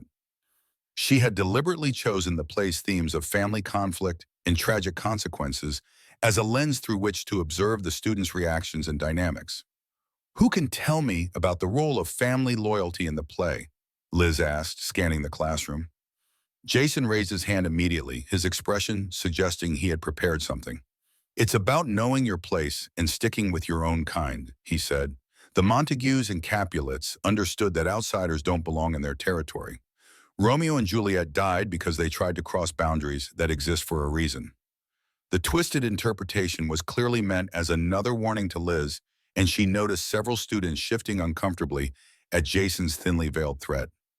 That's one perspective, Liz replied evenly. Though most scholars would argue that Shakespeare was actually criticizing the destructive nature of blind family loyalty and rigid boundaries. The tragedy occurs because the families refuse to question their inherited hatred. Sometimes hatred exists for good reasons. Jason countered, his eyes locked on hers. Sometimes the boundaries are there to protect the natural order of things. The classroom had gone completely silent, students watching the exchange with a mixture of fascination and dread. The subtext was unmistakable to everyone present. This was no longer about Shakespeare, but about Liz's presence in Liberty Falls and her challenge to the established power structure. Natural order is an interesting concept, Jason, Liz responded, refusing to be intimidated. Throughout history, many unjust systems have been defended as natural when they were actually constructed to maintain certain power dynamics. Shakespeare often questions such systems. Jason's expression hardened, but before he could respond, the classroom door opened and Principal Wilson entered. She surveyed the room with practiced authority, her gaze lingering on Liz. "I apologize for the interruption," Wilson said briskly. "I need to borrow Miss Moore for a moment. Please continue your reading silently until she returns." In the hallway, Wilson's professional smile did little to mask her obvious displeasure. "Miss Moore, I've received some concerns about your teaching approach. Several parents have contacted me about your unconventional interpretations of classic literature." Liz doubted any actual parents had complained in the mere days she'd been teaching. "I'm following standard academic interpretations, Principal Wilson. Shakespeare's critique of destructive social divisions is well established in scholarly literature." Wilson's smile tightened. "This is Liberty Falls, Miss Moore, not some university seminar room. Our community has traditional values, and we expect our teachers to respect those values rather than introducing controversial perspectives." "Is academic analysis of Shakespeare controversial in Liberty Falls?" Liz asked innocently. "Don't be obtuse," Wilson replied, her facade of pleasantness slipping. "You know perfectly well what I'm referring to. You've been here barely a week, and you're already creating discord in my school. The previous substitutes understood how to fit into our culture." "The previous substitutes left rather abruptly," Liz observed. "I wonder why that was." Wilson's eyes narrowed. "They weren't suitable for our environment. I'm beginning to wonder if you are either." "I'm fully qualified to teach English literature," Liz replied calmly, "and I believe all students deserve an education that encourages critical thinking about texts and their contexts." "This conversation isn't about your qualifications," Wilson said coldly. "It's about your attitude. Independence High functions smoothly when everyone understands their role and respects established hierarchies. Disrupting those hierarchies serves no one, especially not a temporary teacher who'll be gone in a few weeks." The threat was hardly veiled at all, and Liz recognized another piece of the protection system falling into place. Wilson wasn't just an ineffective administrator. She was an active enforcer of the culture that protected Jason Reed and his friends from consequences. "I understand my role perfectly, Principal Wilson," Liz replied. "I'm here to provide the best possible education to all my students without favoritism or prejudice." "See that you do," Wilson said, turning to leave before pausing. "And Miss Moore, the school board reviews all substitute positions monthly. Your continued employment here depends on their assessment of your fit with our community values." As Wilson walked away, Liz returned to her classroom where Jason sat with a triumphant smirk that suggested he had anticipated the principal's intervention. He had used his influence to summon authority to intimidate her, just as he had likely done with previous teachers who had challenged him. The rest of the day passed in a haze of tension, with students watching Liz closely to see if she had been cowed by the principal's warning. She maintained her professional demeanor, continuing her lessons without compromise, but she was acutely aware that the stakes had been raised. The system was closing ranks against her, just as it had against every other threat to the established order in Liberty Falls. That evening, Liz called Mary Jenkins to arrange a meeting away from the school or library somewhere they wouldn't be observed or overheard. They agreed to meet at the Riverside Diner, a small establishment on the outskirts of town that catered primarily to truckers and travelers rather than locals. The diner was nearly empty when Liz arrived, just a few solitary diners scattered among the booths. Mary sat in the farthest corner, a cup of coffee and an untouched piece of pie in front of her. She looked older than she had at the library, the lines in her face deeper, her eyes shadowed with what might have been grief or simply exhaustion. "Thank you for meeting me," Liz said as she slid into the booth. "I thought it might be better to talk somewhere private." Mary nodded, glancing around before speaking. "They're moving against you already, aren't they? Wilson Reed, the whole system." "Yes," Liz confirmed. "It started with subtle harassment, but it's escalating quickly. They're not even trying to be subtle anymore." "They never do," Mary said bitterly. "They start with small things, testing your boundaries, seeing if you'll break easily. When you don't, they bring in the authority figures. Wilson Hayes, the school board. If that doesn't work," she trailed off. "What happens then?" Liz prompted. Mary's hands tightened around her coffee cup. "It depends. For Emily, it was public humiliation. Photos shared, rumors spread, her reputation destroyed. For the teachers, it's usually more direct. Their cars vandalized, personal items stolen, threatening notes. One substitute had her apartment broken into. Nothing taken, just things moved around, letting her know they could get to her anytime." Liz thought about her own apartment, the security measures she had installed, the encrypted communication system that transmitted evidence to her sister. She was better protected than previous victims, but the pattern was disturbing nonetheless. "I need to know more about the Patriots' Den," Liz said. "The abandoned hunting cabin. Walter Thompson's files suggest it's central to a lot of the harassment incidents." Mary's expression darkened. "That place should have been torn down years ago. Old man Pearson died without a will, and his children have been fighting over the property for decades. Meanwhile, the football team claimed it as their territory sometime in the early 2000s. "Do you know where it is exactly?" Liz asked. "I checked the county property records, but the location is vague, just a lot number on an old survey map." "I know," Mary said grimly. "Emily told me about it before she died. It's about 3 miles northwest of town at the end of an unmarked dirt road off County Highway 7, hidden in the woods, easy to miss if you don't know what you're looking for." Liz made a mental note of the directions. "What happens there?" "Parties mostly, drinking drugs sometimes, but also—" Mary hesitated, her voice dropping. "Initiations, tests of loyalty. The boys who want to be part of Jason's inner circle have to prove themselves.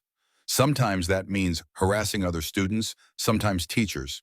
Emily said they keep records, photos, videos, a wall of trophies from their conquests."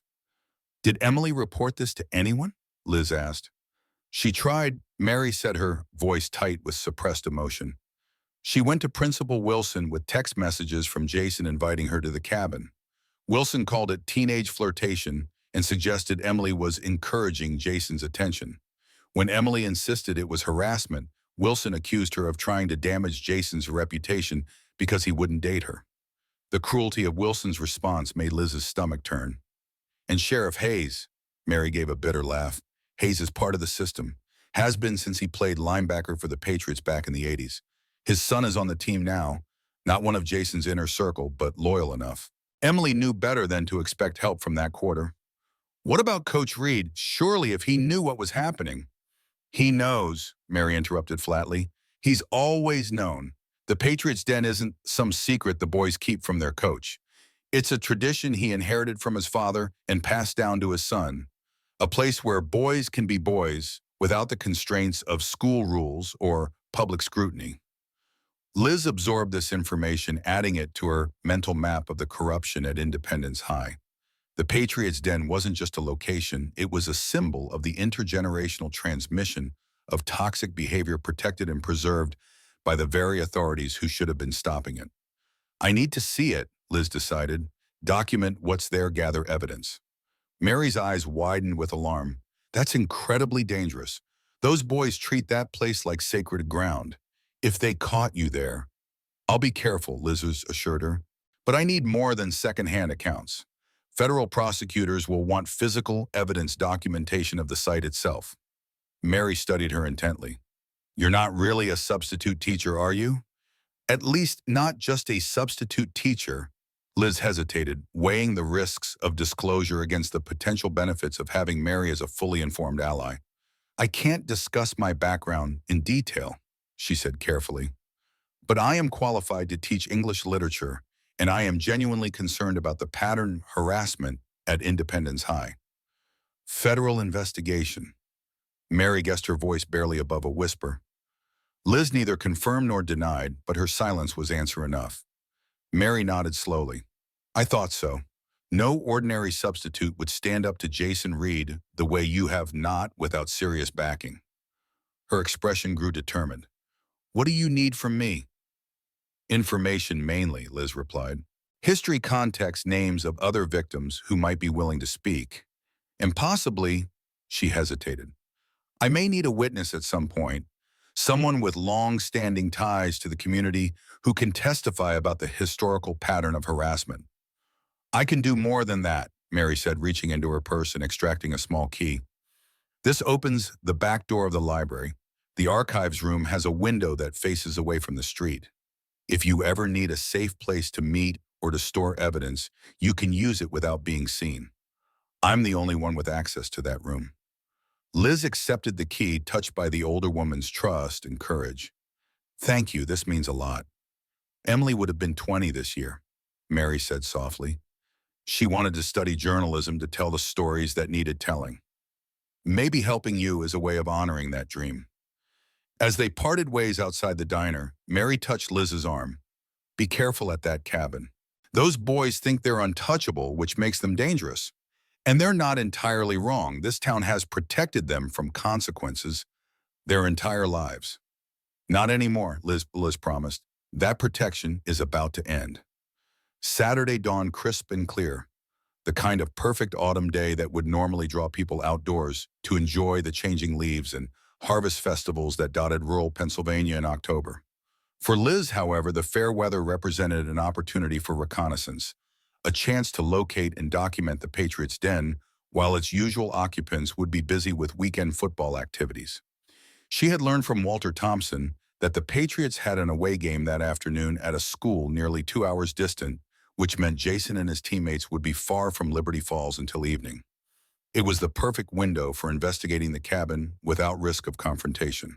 Dressed in hiking clothes that wouldn't attract attention in the wooded areas around Liberty Falls, Liz drove her Toyota along County Highway 7, watching carefully for the unmarked dirt road Mary had described. She had brought her full documentation kit, camera, portable recorder, evidence bags, and gloves, concealed in what appeared to be an ordinary backpack. 3 miles northwest of town, she spotted the nearly invisible turn, just a break in the trees with the faintest suggestion of tire tracks leading into the dense forest. She parked her car at a scenic overlook half a mile further along the highway, obscured from the road by a stand of pines, and backtracked on foot. The dirt road was barely maintained, rutted and overgrown in places, suggesting it was used infrequently but consistently. Liz moved carefully, alert for any signs of occupation or surveillance. According to Mary, the cabin was about a quarter-mile from the highway, isolated enough to ensure privacy, but accessible for teenage drivers in their pickup trucks and SUVs. The Patriots' Den came into view as she rounded a bend in the path, a rustic log cabin that might once have been picturesque, but had fallen into deliberate disrepair.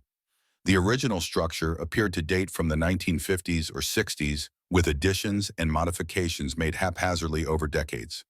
A sagging porch wrapped around two sides, littered with empty beer cans and discarded fast food containers. The Patriots logo had been painted on the front door, the colors bright and new compared to the weathered wood surrounding it.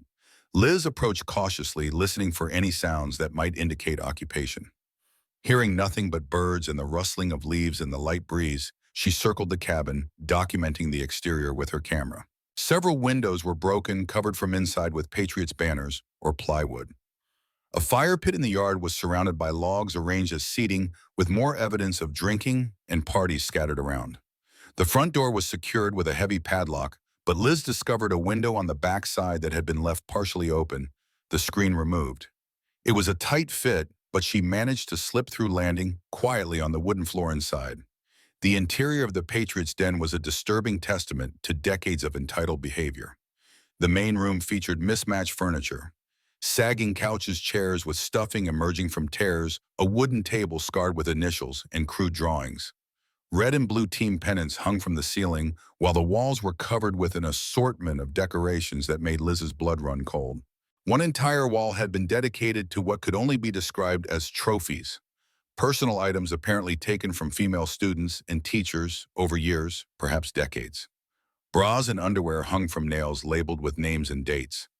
Photographs showed inebriated or uncomfortable-looking young women at various parties, many clearly taken without the subject's knowledge or consent. Handwritten scorecards rated female students on physical attributes and sexual availability. Liz documented everything methodically, her professional training allowing her to maintain emotional distance despite the disturbing nature of the display.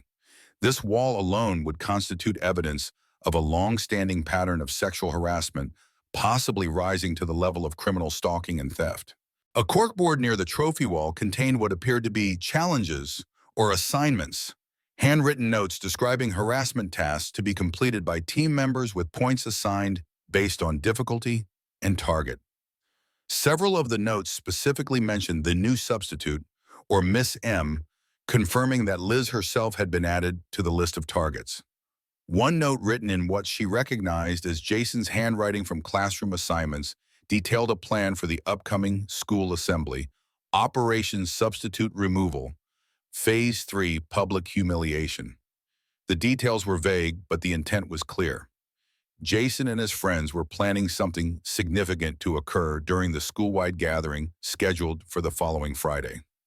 Adjacent to the main room was a smaller space that appeared to serve as a makeshift bedroom with several mattresses on the floor and more disturbing decorations on the walls.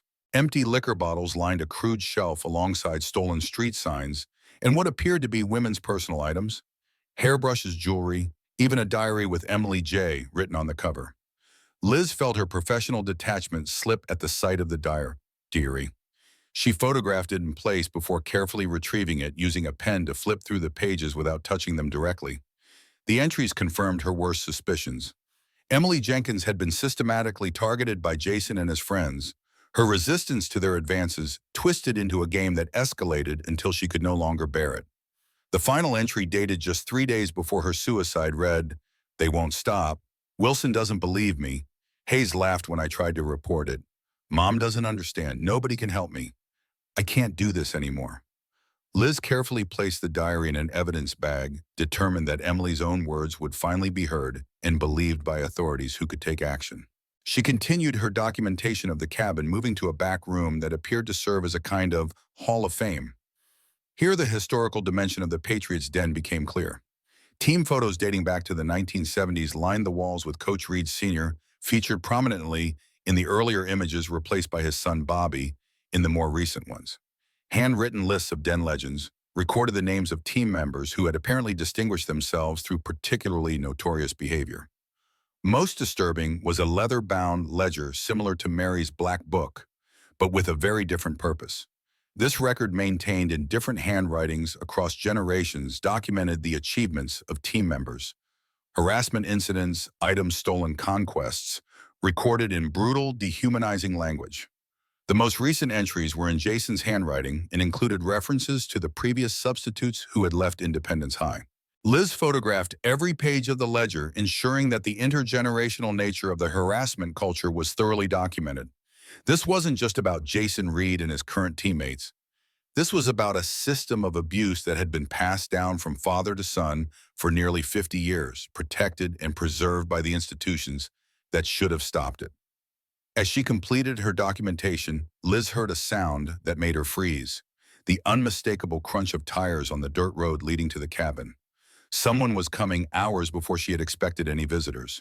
She quickly gathered her evidence, ensuring that everything was properly secured and documented before slipping back through the window she had used to enter.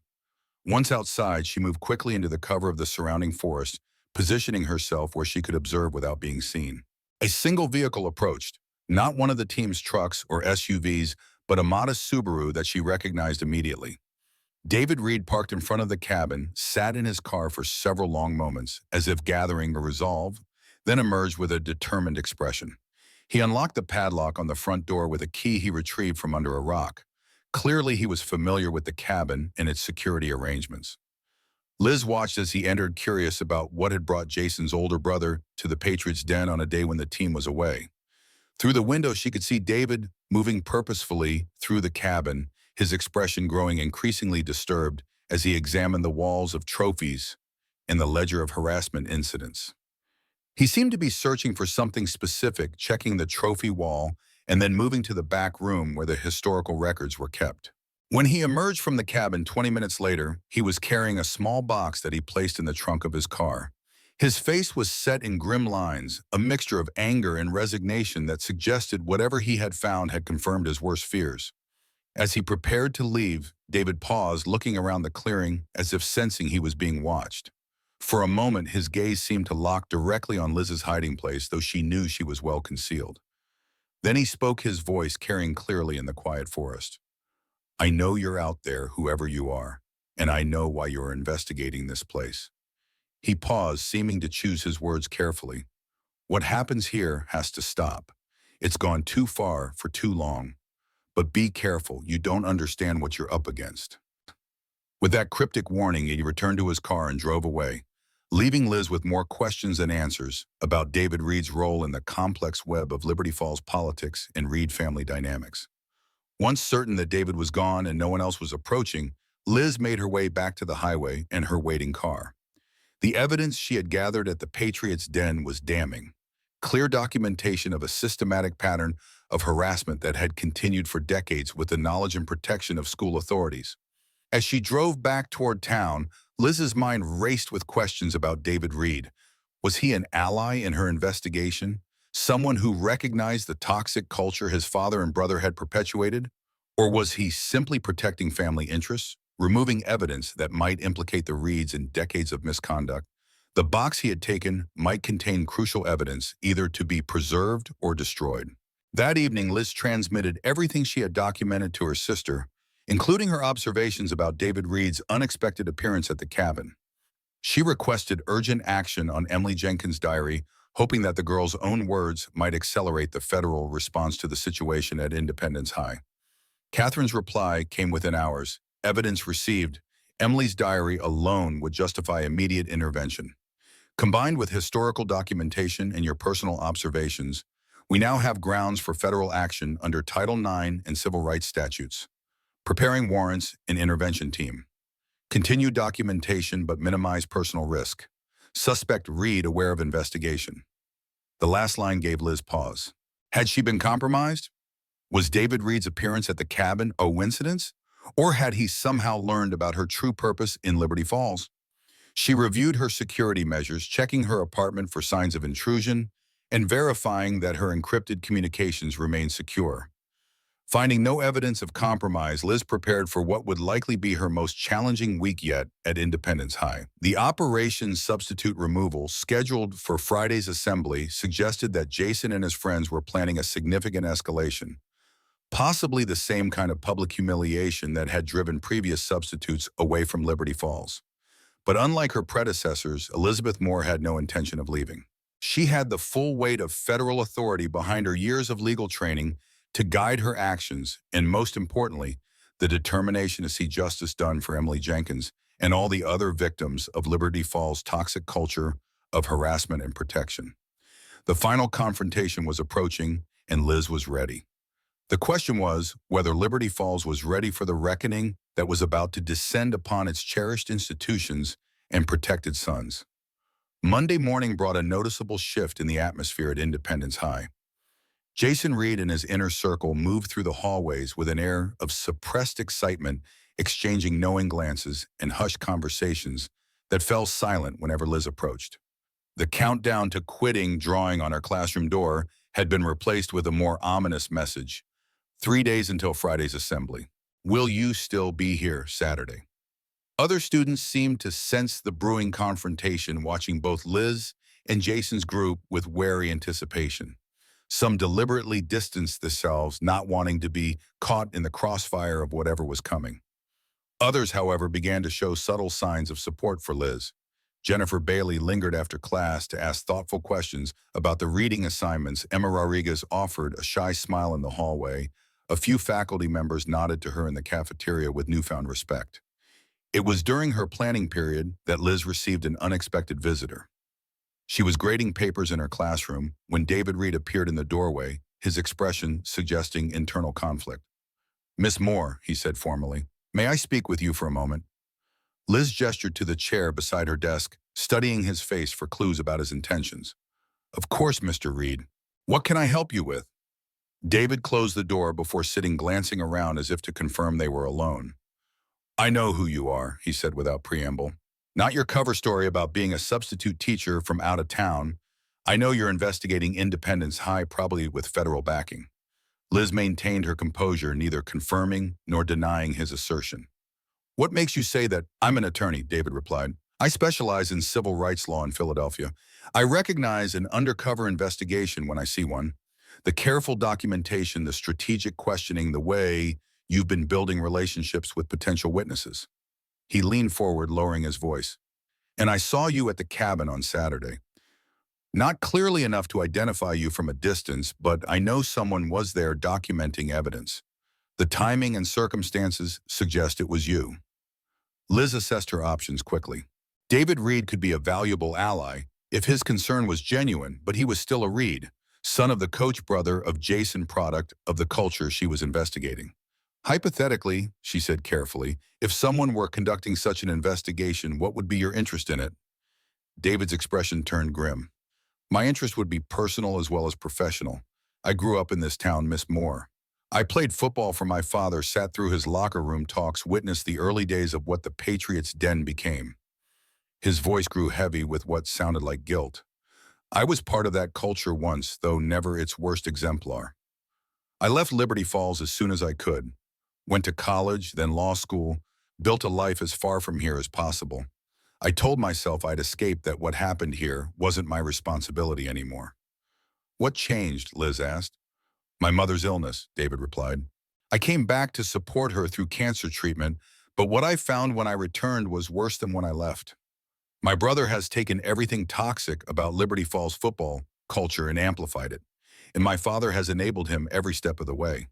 He ran a hand through his hair, a gesture of frustration. When Emily Jenkins died last year, I heard rumors even in Philadelphia. I knew Jason was involved somehow, but my mother begged me not to make waves, to focus on her treatment rather than family conflict. And now, Liz prompted when he fell silent. Now, I've seen the evidence at the cabin, David said, his voice hardening. I've heard the whispers around town, seen how the previous substitutes were driven away. I watched my brother and his friends planning something for the assembly on Friday that they think will cement their power and remove another threat to their dominance. He met Liz's eyes directly. Whatever you're planning, whatever agency you represent, you should know that Friday's assembly is a trap. They're going to try to humiliate you, publicly create a situation so untenable that you'll have no choice but to leave Liberty Falls like all the others. Thank you for the warning, Liz said, still maintaining her cover despite David's apparent knowledge. May I ask what was in the box you removed from the cabin? David hesitated before reaching into his briefcase and extracting a small wooden box. It's evidence I couldn't leave there for multiple reasons. He opened it to reveal a collection of items, photographs, handwritten notes, and a USB drive. These are records of my father's involvement in establishing the Patriots' Den tradition. His handwriting in the early ledger entries, his knowledge of what happened there over decades. And this, he held up the USB drive, contains videos of initiation rituals that cross the line into criminal behavior. Why take these particular items? Liz asked. Initially to protect my father, David admitted. Family loyalty runs deep even when you know your family is wrong. But having reviewed the contents, he shook his head. These need to be in the hands of proper authorities. My father needs to face consequences for his role in creating and maintaining this system, even if that means his own son provides the evidence. He placed the box on Liz's desk. I'm giving these to you because I believe you represent someone who can actually change things. Local authorities are compromised. Hayes, the school board, even the district attorney's office. This needs federal intervention. Liz looked at the box, then back at David. This is a significant step, Mr. Reed. Are you prepared for what might happen to your family if this evidence becomes part of an official investigation? My mother taught me that integrity matters more than reputation, David replied quietly. She's the one good thing in that family, and her illness has removed the only moral constraint on my father and brother. She would want this stopped even if she can't bring herself to act against her husband and son. He stood to leave, pausing at the door. One more thing you should know. Jason and his friends call their plan for Friday Operation Substitute Removal. They've done similar things to drive away previous teachers, but this time they're escalating because you've resisted longer and more effectively. Whatever you're planning in response, don't underestimate them. They believe they're untouchable, which makes them dangerous. After David left, Liz carefully documented the contents of the mom, adding them to her evidence file. The materials confirmed what she had already suspected. Coach Reed's direct knowledge and facilitation of the harassment culture centered around the Patriots' den. His handwriting in the early ledger entries established a clear line of continuity from his own playing days through his coaching career to his son's current leadership of the team.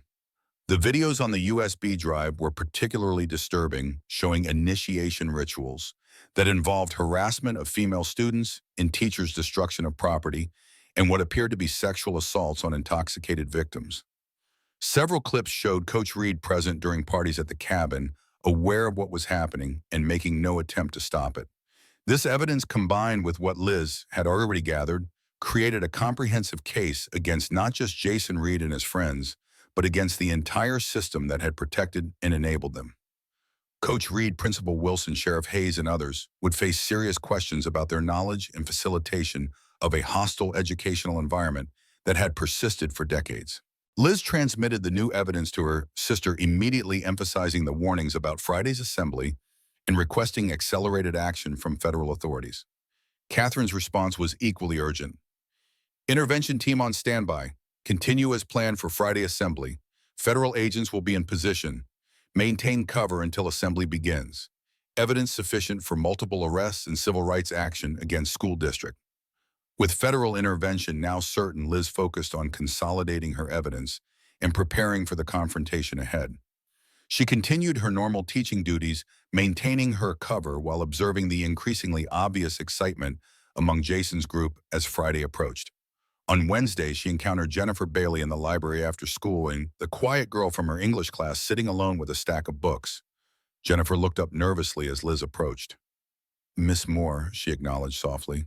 "I was just finishing the Macbeth essay." "How's it coming along?" Liz asked, taking a seat across from her. Jennifer glanced around before leaning forward. "It's not really about the essay," she whispered. "I wanted to warn you. They're planning something for the assembly on Friday, something to humiliate you in front of the whole school." "I've heard rumors," Liz replied carefully. "Do you know specifics?" Jennifer nodded, her eyes fearful. "Jason and his friends have been bragging about it. They're calling it Operation Substitute Removal. They've done similar things before to other teachers, but this time," she hesitated, "this time they're saying it will be unforgettable. Something about your clothes in a water bucket." The plan was becoming clearer. Some form of public dousing that would leave Liz soaked and exposed, similar to what had happened to previous substitutes, but escalated for maximum humiliation. "Thank you for the warning," Liz said sincerely.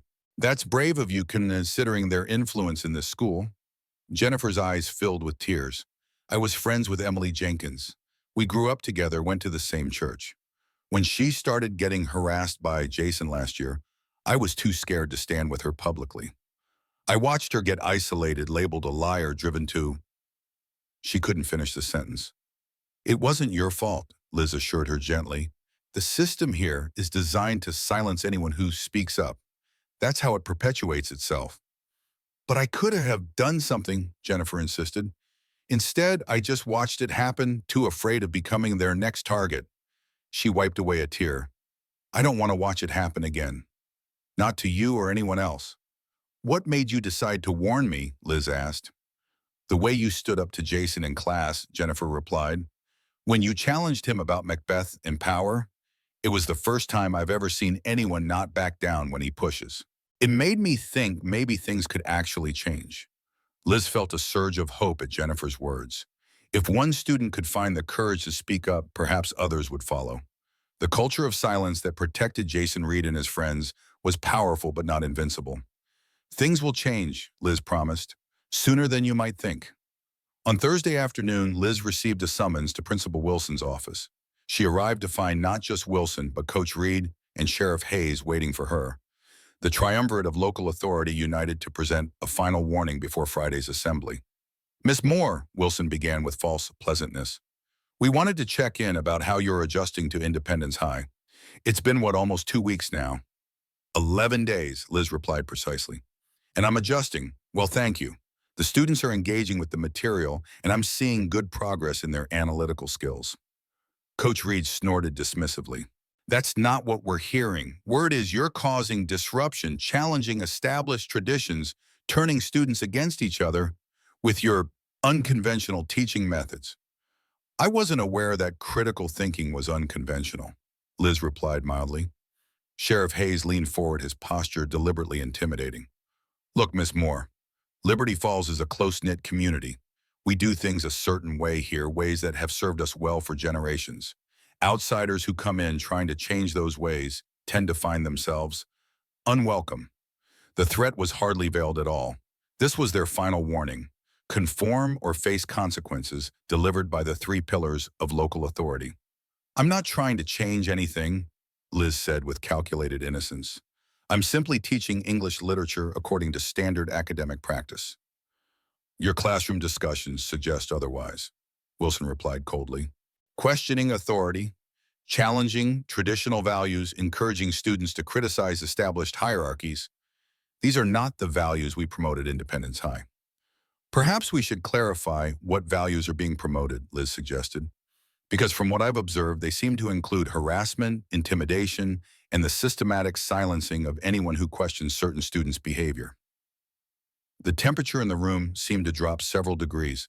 Coach Reed's face flushed with anger, while Wilson's expression hardened into a mask of bureaucratic authority. That's a serious allegation, Miss Moore, Wilson said.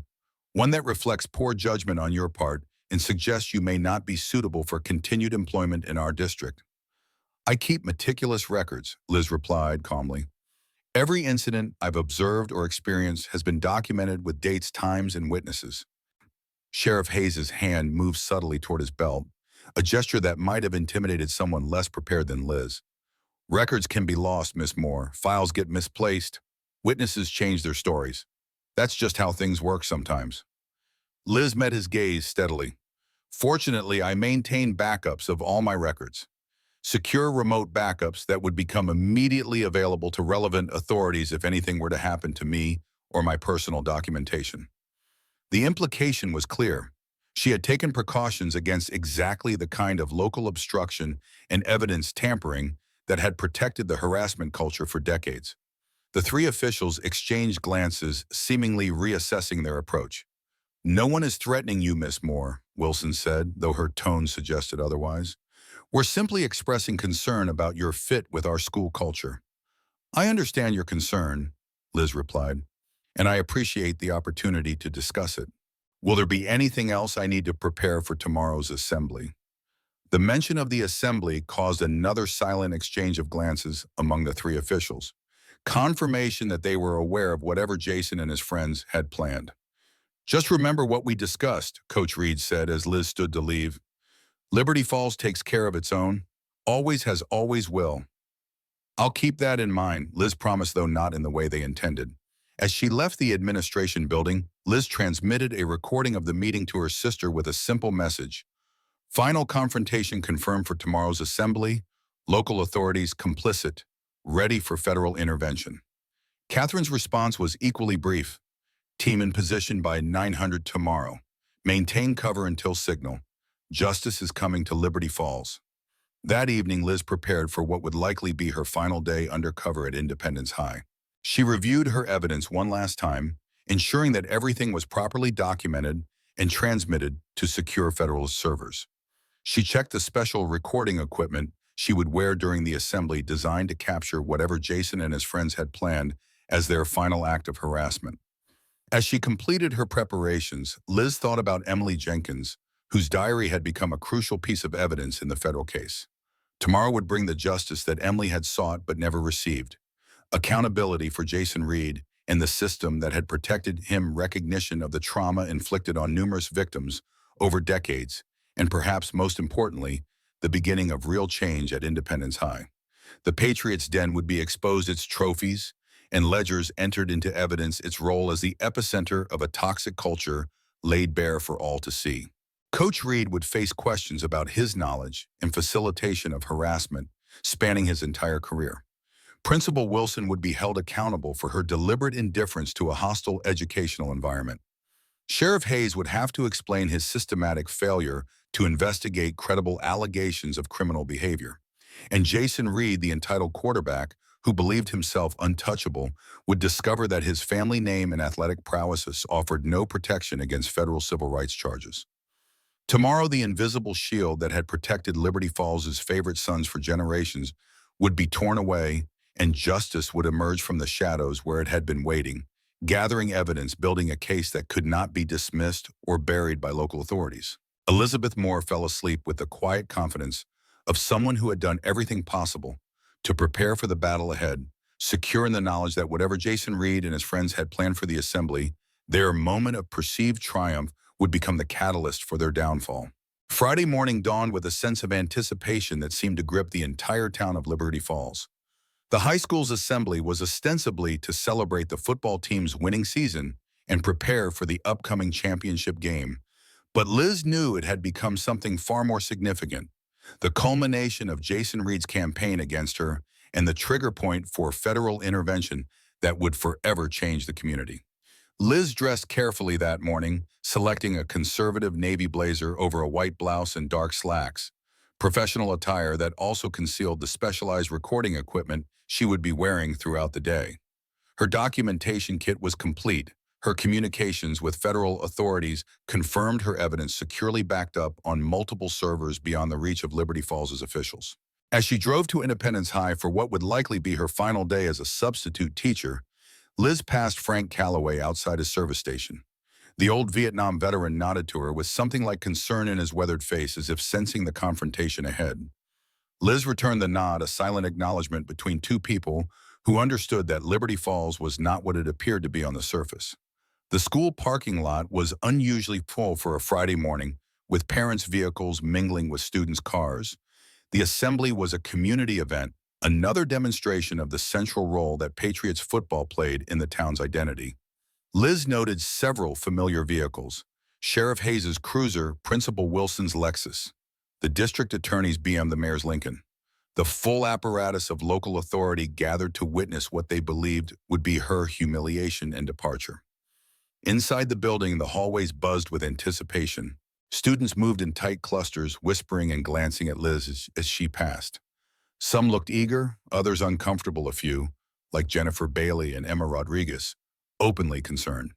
Jason Reed and his inner circle were nowhere to be seen, presumably preparing for whatever they had planned for the assembly.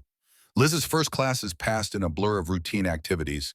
Though she noticed her students were distracted, their attention focused on the upcoming assembly rather than Shakespeare or grammar.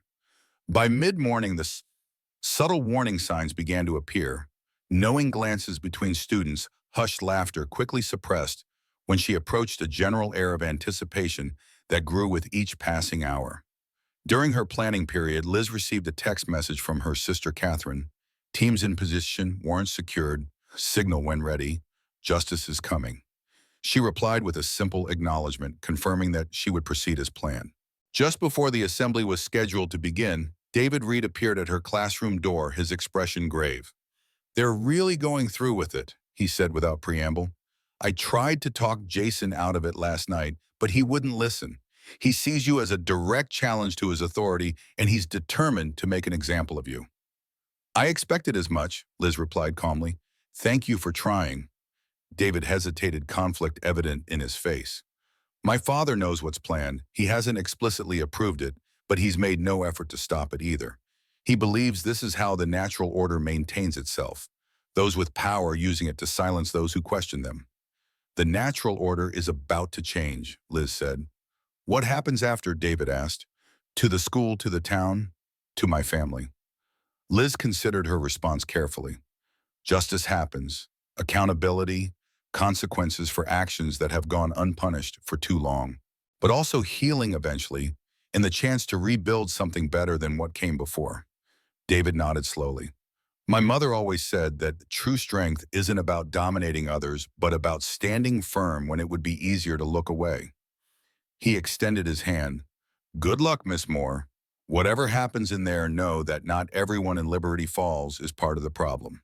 As the bell rang, signaling the assembly students poured into the hallways, moving toward the gymnasium with the eager anticipation of spectators heading to a gladiatorial contest.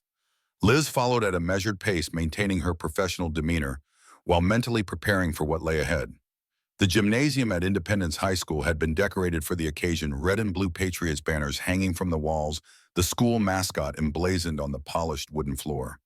Bleachers lined both sides of the space, already filling with students, faculty, and community members. At the far end, a stage had been set up with a podium bearing the Patriots logo, flanked by chairs for the coaching staff and team captains. Principal Wilson stood at the entrance, greeting parents and community leaders with practiced cordiality. Her smile faltered slightly when she saw Liz, a flicker of something, anticipation, concern, crossing her features before she resumed her professional mask. "Miss Moore," she nodded, "please take your position with the other faculty along the west wall." Liz moved to the designated area, noting the strategic placement.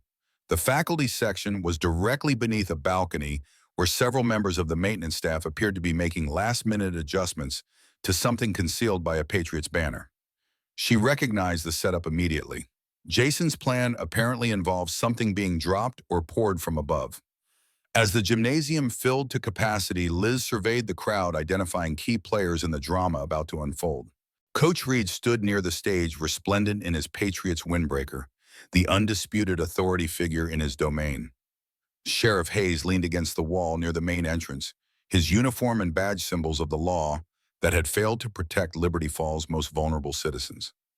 Community leaders, the mayor's school board members, prominent business people, occupied reserved seats in the front row, their presence confirming the assembly's importance in the town's social hierarchy.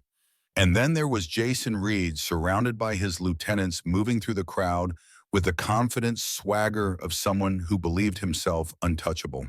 He caught Liz's eye across the gymnasium and smiled, a cold, predatory expression that held absolute certainty of victory. What Jason didn't know, what none of them knew, was that plainclothes federal agents had already taken positions throughout the gymnasium. They had entered individually, posing as parents or community members, strategically placed to respond when the signal came. Among them was Special Agent Lisa Chen of the FBI's Civil Rights Division, the lead investigator assigned to the case by Catherine Moore Wilson, Attorney General of Pennsylvania. At precisely 11:30 a.m., Principal Wilson approached the podium, calling for attention. The crowd settled as she began her prepared remarks, welcoming everyone to the celebration of Patriots' excellence and extolling the values of tradition, community, and Liberty Falls pride. Her speech was practiced and polished, filled with the kind of platitudes that had long masked the darker realities of the school's culture. And now, Wilson concluded, Coach Reed will say a few words about our Patriots and their journey to what we hope will be another state championship. Coach Reed took the podium to enthusiastic applause, his commanding presence drawing all eyes in the gymnasium.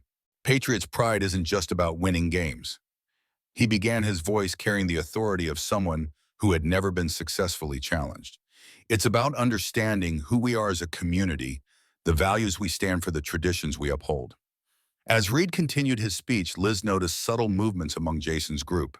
They had positioned themselves strategically around the gymnasium, maintaining sightlines with each other and with whatever was concealed in the balcony above the faculty section. Mike Sullivan had taken a position near the main light switches, while Ethan Wright stood near a side door, apparently serving as lookout. "Before we recognize our team captains," Reed continued, "we have a special tradition at Independence High. Roll call ensures that everyone is present for our most important gathering, is confirming that we stand together as one Patriot family." This was it, the pretext for whatever Jason had planned. Liz activated her recording equipment with a subtle movement, then transmitted a prearranged signal to the federal agents positioned throughout the gymnasium. The moment of confrontation had arrived. Principal Wilson returned to the podium with a roster sheet. "When I call your name, please respond clearly. We'll begin with the senior class, then juniors, and proceed through sophomores and freshmen. Faculty will be called last." The roll call proceeded methodically, each name met with a standard "here" or "present." As Wilson worked through the alphabet, Liz could sense the growing anticipation in the gymnasium. Jason and his friends were exchanging glances, shifting into their final positions. Above in the balcony, she glimpsed movement behind the concealing banner. Jason Reed, Nate Wilson called. Jason's response carried through the gymnasium with theatrical timing. Present and ready, Principal Wilson. The added phrase drew knowing chuckles from his supporters who recognized it as a signal. The roll call continued tension building as Wilson approached the faculty section of the list. Liz stood calmly aware that hundreds of eyes were now focused on her, waiting for whatever spectacle Jason had planned. Elizabeth Moore, Wilson finally called. Liz's voice carried clearly through the suddenly hushed gymnasium. Present. Before Wilson could continue, Jason stepped forward, his voice cutting through the silence with practiced confidence. Actually, Principal Wilson, I think Miss Moore needs help with her presentation today. She seems a little unprepared for our Patriots traditions. This was the cue. Mike Sullivan moved toward the light switches as Ethan Wright secured the side door. In the balcony, the concealing banner was drawn back to reveal a large bucket positioned directly above where Liz stood. Jason approached with the smug confidence of someone who believed victory was assured. Let me help you understand how things work at Independence High, Miss Moore. He made a subtle gesture toward the balcony, and the bucket began to tilt. But Liz, anticipating the move, stepped aside with deliberate calm. The contents, so was ice water mixed with what appeared to be red paint, splashed onto the gymnasium floor where she had been standing moments before missing her completely. A murmur of confusion ran through the crowd. This wasn't how the script was supposed to play out. Jason's expression flickered from triumphant to uncertain, then hardened with determination. He signaled to Mike and Ethan, who moved to implement what was clearly a contingency plan. Seems like our demonstration had a technical difficulty, Jason announced with forced humor. But we have another Patriots tradition for teachers who don't understand their place in our community. He lunged forward suddenly, grabbing the front of Liz's blazer with deliberate force. The sound of tearing fabric echoed through the suddenly silent gymnasium as Jason pulled with savage intensity, ripping Liz's blouse open and exposing her to the shocked gasps of 500 witnesses. For a moment, the entire assembly was frozen in stunned silence. Students who had been expecting entertainment were suddenly confronted with the reality of sexual assault. Faculty members stood paralyzed, unsure how to respond to an attack that had happened so quickly and publicly.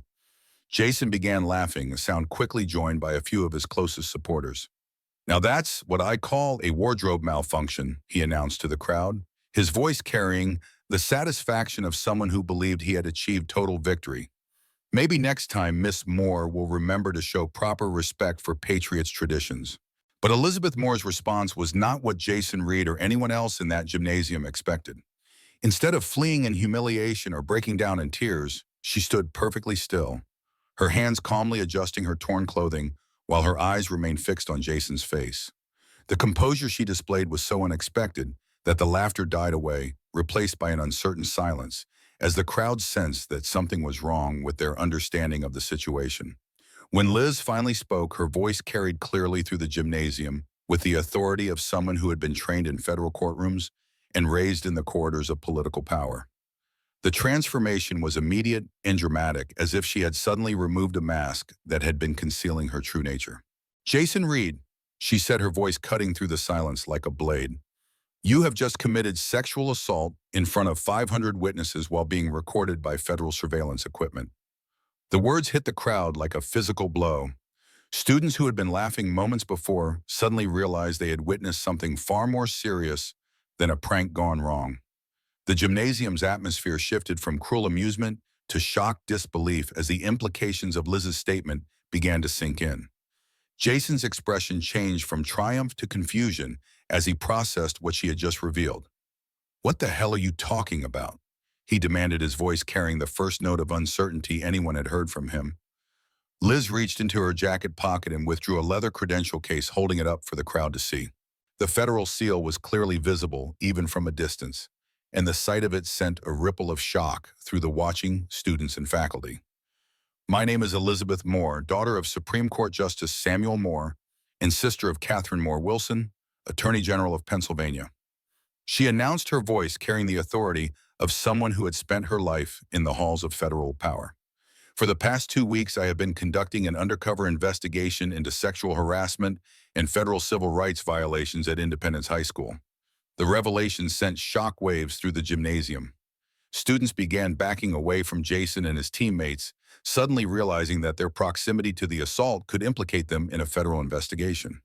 Several teenagers frantically tried to delete videos they had recorded on their phones, not understanding that the evidence had already been preserved by professional surveillance equipment. Everything that just happened has been recorded and transmitted in real time to federal prosecutors who are currently executing warrants and preparing civil rights charges. Liz continued, her voice growing stronger as she revealed the true scope of her investigation. This assault is merely the latest in a documented pattern of harassment that has continued for decades with the knowledge and protection of school administrators and local officials. Jason's face went white as the implications of Liz's revelation began to penetrate his privileged assumptions. "You're lying," he said, but his voice lacked conviction. "You're just a substitute teacher trying to scare us." "I don't need to scare you, Jason," Liz replied, her composure absolutely unshaken despite the assault she had just endured. "The evidence speaks for itself. Sexual assault conspiracy to commit harassment, abuse of institutional authority, and violation of federal civil rights laws. All recorded, all documented, all ready for federal prosecution." At that moment, the gymnasium doors opened, and Special Agent Lisa Chen stepped forward, her FBI credentials visible as she approached the center of the room. "Federal agents, move in," she commanded into her radio. Throughout the gymnasium, plainclothes agents revealed themselves, taking strategic positions to secure exits and key suspects. Jason Reed, or Agent Chen, announced, addressing the teenager, whose confident swagger had been replaced by obvious terror. "You're under arrest for sexual assault under federal jurisdiction, violation of civil rights laws, and conspiracy to commit harassment in an educational institution." The Miranda rights that Agent Chen recited echoed through the gymnasium like a death knell for Jason's privileged existence. Students who had been laughing at his assault minutes earlier now stared in horror as federal handcuffs clicked around his wrists, the sound seeming to reverberate through the concrete space. "This is insane," Jason protested, his voice cracking with the kind of panic that comes from realizing that privilege and local connections couldn't protect him from federal law enforcement. "She's lying. She set me up. My father will have all your jobs." "Your father," Agent Chen replied with the calm authority of someone who had spent years prosecuting civil rights violations, "is currently being arrested on federal charges of conspiracy, obstruction of justice, and violation of his oath as a public servant. We've been monitoring his communications and cover-up attempts since this investigation began." The revelation that Coach Reed was also being arrested sent another shockwave through the gymnasium. The untouchable authority figure, who had ruled Independence High for over a decade, was facing federal charges that would end his career and likely send him to federal prison. Throughout the gymnasium, federal agents were moving with practiced efficiency. Mike Sullivan and Ethan Wright found themselves surrounded as their phones were confiscated for evidence. Principal Wilson stood frozen at the podium, watching her carefully constructed system of protection collapse around her. Sheriff Hayes reached for his weapon, only to find 3 federal agents with guns drawn, warning him to stand down and surrender his firearm. "Margaret Wilson," Agent Chen continued, approaching the principal with implacable authority, "you're under arrest for conspiracy to violate civil rights laws, obstruction of justice, and deliberate indifference to a hostile educational environment. The same charges apply to you, Sheriff Hayes, with the addition of abuse of authority under color of law." The gymnasium had transformed from a celebration of Patriots' pride to a federal crime scene in a matter of minutes. Students watched in stunned silence as the authority figures they had been taught to respect were led away in handcuffs, their power and influence stripped away by the impartial application of federal law. Liz moved to stand beside Agent Chen, her professional composure maintained despite the torn clothing and public assault she had endured. "The Patriots' den has been secured," she informed Chen quietly. "Evidence recovery teams are cataloging decades of documentation, including the ledger of harassment incidents, the trophy wall, and materials linking Coach Reed directly to the establishment and maintenance of the harassment culture." Chen nodded. "Emily Jenkins' diary alone would have justified federal intervention. Combined with the historical pattern you've documented in today's assault, we have an airtight case against the entire system." As Jason Reed was led away in federal custody, his composure finally cracked completely. The confident quarterback who had ruled Independence High through intimidation and assault was reduced to a sobbing teenager who finally understood the consequences of his actions. "Miss Moore," he called out desperately as the federal agents escorted him toward the gymnasium doors. "You don't understand what you've done. This community will destroy you. My family has connections you can't imagine." Liz turned to face him one final time, her voice carrying the quiet authority of someone who had been raised in federal courthouses and trained in the nation's most prestigious law school. "Jason, your family's connections are about to become evidence in a federal conspiracy case. The same influence your father used to cover up your crimes is now going to be used to prosecute him for obstruction of justice and civil rights violations." The Liberty Falls Chronicle ran a special edition the following day, its headline stark against the white background. "Federal Raid Rocks Independence High. Football program suspended principal and coach arrested on civil rights charges." The story spread far beyond the town limits, picked up by national media, drawn to the dramatic narrative of federal agents raiding a high school assembly to arrest the town's golden boy and the power structure that had protected him. Reporters descended on Liberty Falls, setting up satellite trucks in the town square, interviewing stunned residents and digging into the town's history of privileging football success over student safety. The Patriots' Den became infamous overnight, described in news reports as a shrine to decades of harassment and physical evidence of systemic abuse of power. For many in Liberty Falls, the federal intervention was a shock that shattered their understanding of their community and its values. Some residents rallied around the Reed family, insisting that Jason was being railroaded and Coach Reed unfairly targeted for upholding traditional values. Others, however, seemed relieved that the town's open secret had finally been exposed, as if a heavy burden had been lifted from the community's collective conscience. The most powerful responses came from former victims who began to speak publicly about their experiences. Sarah Daniels, the substitute teacher who had fled 5 years earlier, returned to Liberty Falls to provide testimony about the harassment that had driven her away. Former students who had transferred to other schools to escape Jason's targeting came forward with their stories. Parents who had complained about the football players' behavior only to be dismissed by Principal Wilson and Sheriff Hayes now found their concerns validated by federal authorities. Among the most poignant voices was Mary Jenkins, who spoke eloquently about her granddaughter Emily and the institutional failures that had contributed to her suicide. Emily tried to use the system, Mary told the reporters gathered outside the library. She reported the harassment, followed the rules, trusted the adults who were supposed to protect her. The system didn't just fail her, it actively worked against her, protecting her abusers while labeling her a liar and attention seeker. A memorial service for Emily was held a week after the arrests, attended by hundreds of community members who had finally begun to reckon with their collective responsibility for maintaining a culture that had valued athletic success over student safety. Jennifer Bailey, who had warned Liz about the assembly plot, spoke movingly about her friendship with Emily and her own regret at not standing more firmly with her friend when she was being targeted.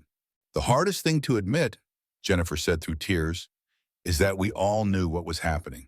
We saw it every day. The harassment, the intimidation, the way certain students were allowed to behave without consequences.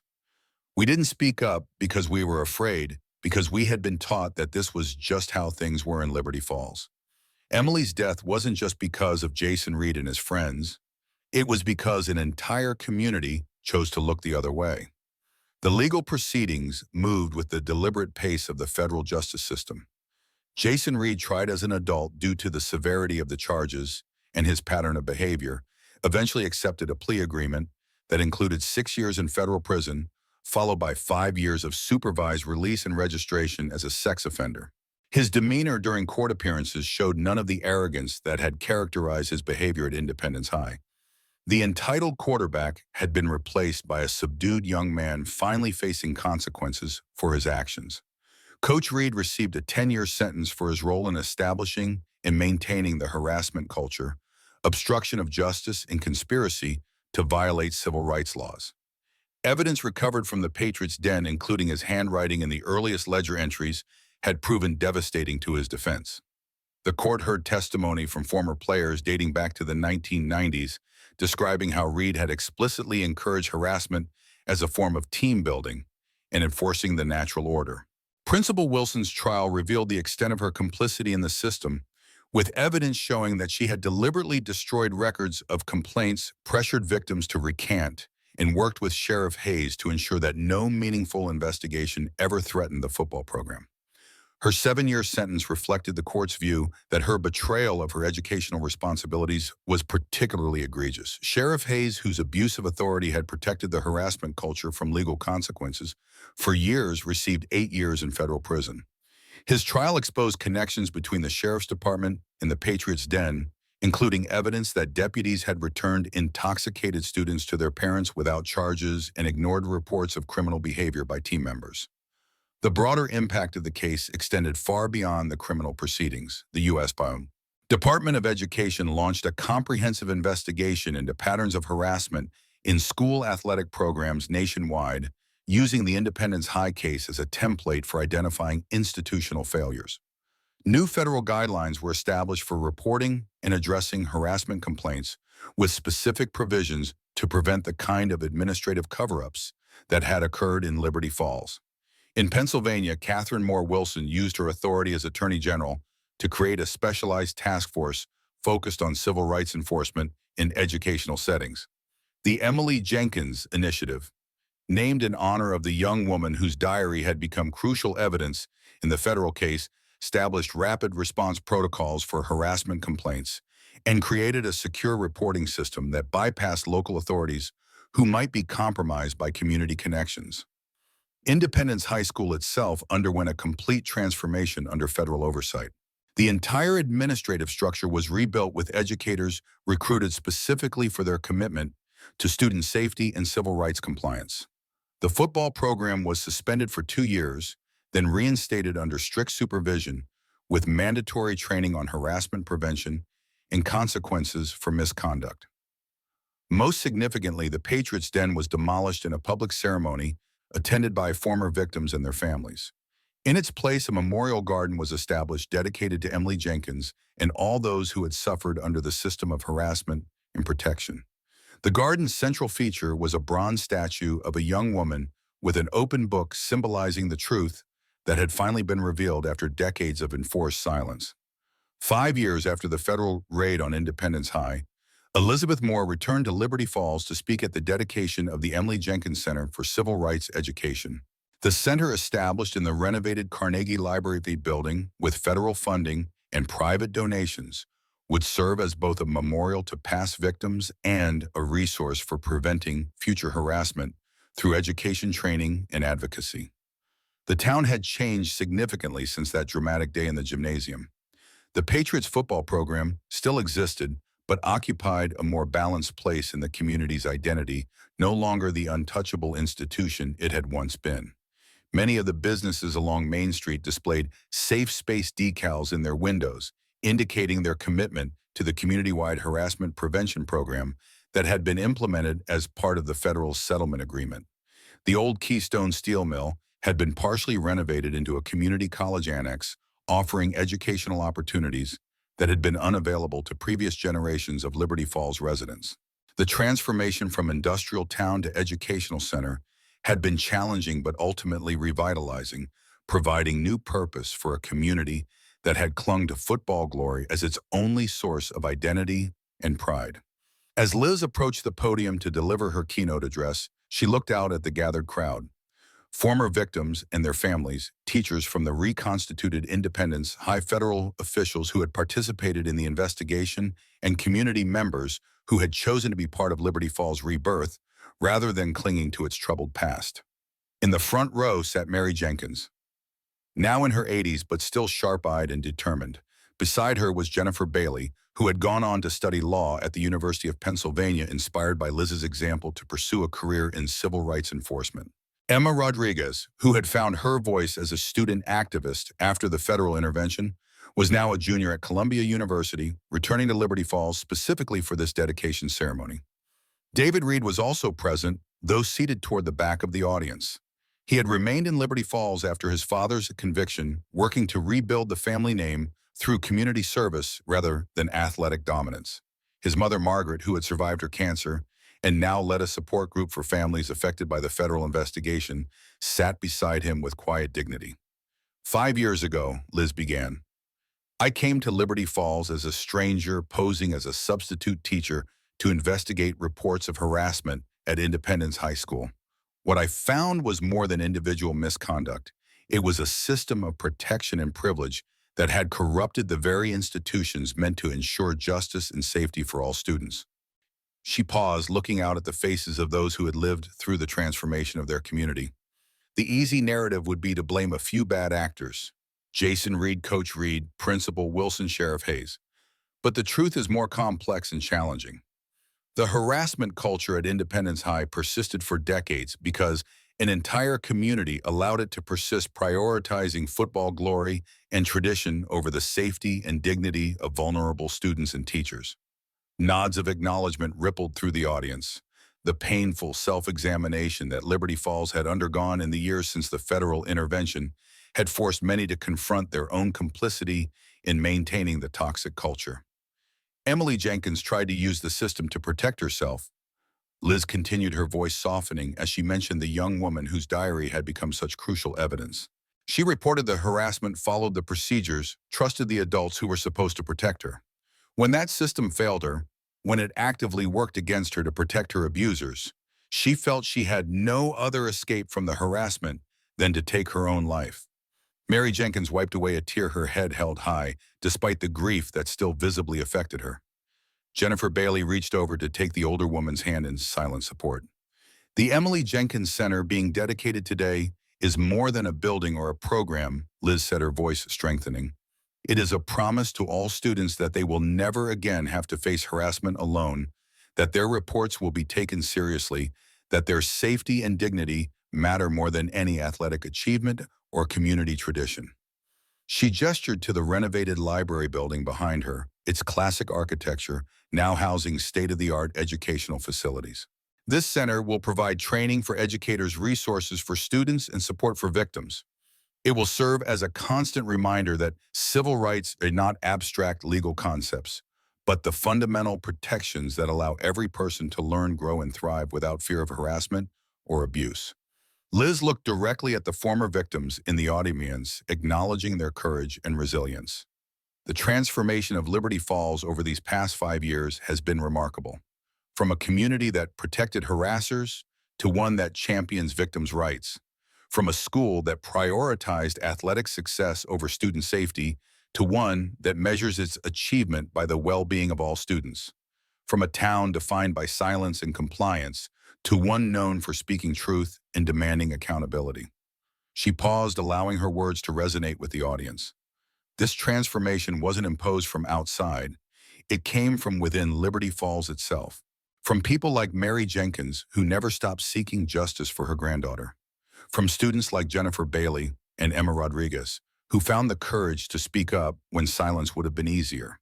From community members who chose to rebuild their town on a foundation of justice rather than clinging to traditions that had become corrupted by power and privilege. The dedication ceremony concluded with the unveiling of a simple bronze plaque at the center's entrance. It bore Emily Jenkins' photograph and a quote from her diary, "The truth matters even when no one wants to hear it." Below was inscribed, "In memory of those who suffered in silence and in dedication to ensuring that no voice for justice will ever be silenced again." As the crowd dispersed following the ceremony, Liz found herself approached by David Reed, his expression suggesting he had been waiting for an opportunity to speak with her privately. "Miss Moore," he said, the formality a reminder of their first meeting when she was still posing as a substitute teacher. "I wanted to thank you for what you said today about the community's collective responsibility. It would have been easier to simply vilify my father and brother." "Justice isn't about easy narratives," Liz replied. "It's about truth, however complex and uncomfortable that truth might be." David nodded, his eyes reflecting the journey he had undertaken since that day in the gymnasium. "My father will never acknowledge his role in what happened.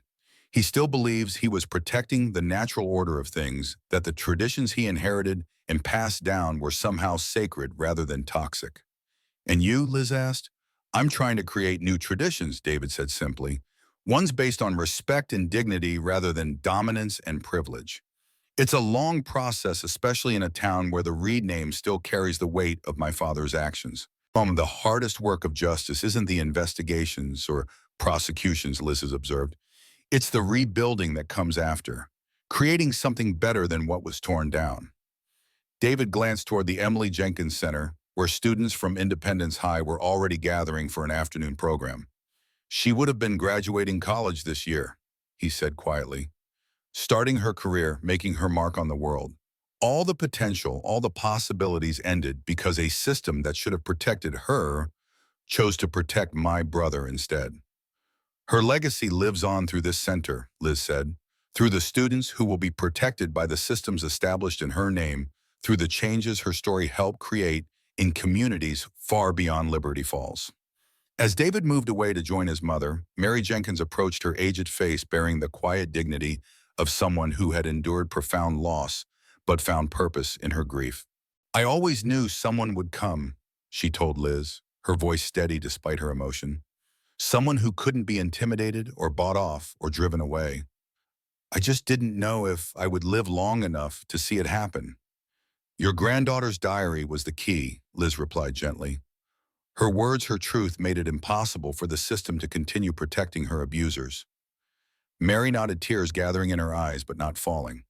Emily was always a writer, even as a little girl. She believed that words had power, that truth would eventually overcome lies if someone was brave enough to speak it. She took Liz's hand in her own weathered one. Thank you for being that someone, for hearing her voice when everyone else tried to silence it. As the autumn sun began to set over Liberty Falls, casting long shadows across the town square, with its Revolutionary War soldier and newly planted memorial garden, Liz reflected on the journey that had brought her to this moment.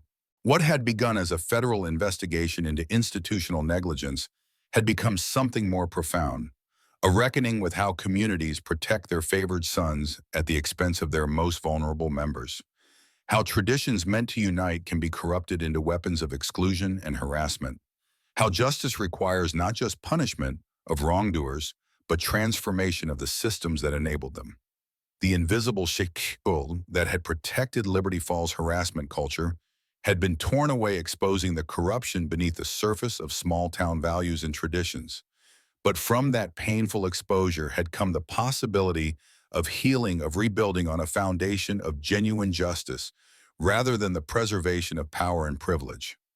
As Liz prepared to leave Liberty Falls, perhaps for the final time, she stopped at Sinclair's gas station, where Frank Calloway still presided over the analog pumps and service garage. The old Vietnam veteran nodded in recognition as she approached his weathered face, breaking into a rare smile. Miss Moore, he acknowledged. Or should I say Special Agent Moore, now that we all know who you really are?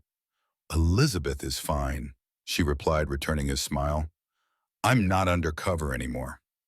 Frank gestured toward the town visible through the station windows.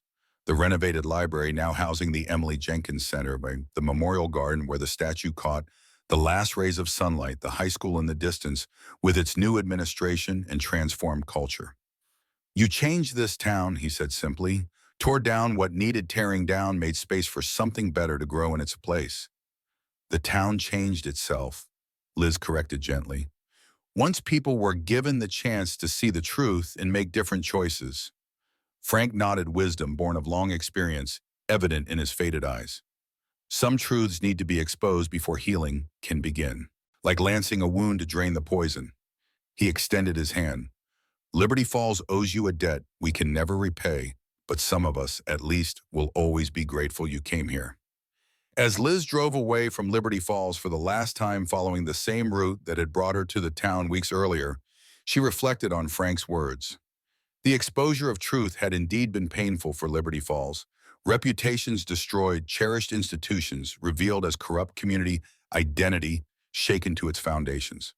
But from that painful reckoning had come the possibility of genuine healing and transformation. The Patriots' Den was gone, replaced by a memorial garden where truth was honored rather than suppressed. Independence High School continued under new leadership with a commitment to protecting all students rather than privileging a select few. The legal system had been reformed to prevent the kind of local corruption that had protected harassers for generations. Most importantly, the voices that had been silenced. Emily Jenkins and all the others who had suffered under the harassment culture were finally being heard and honored.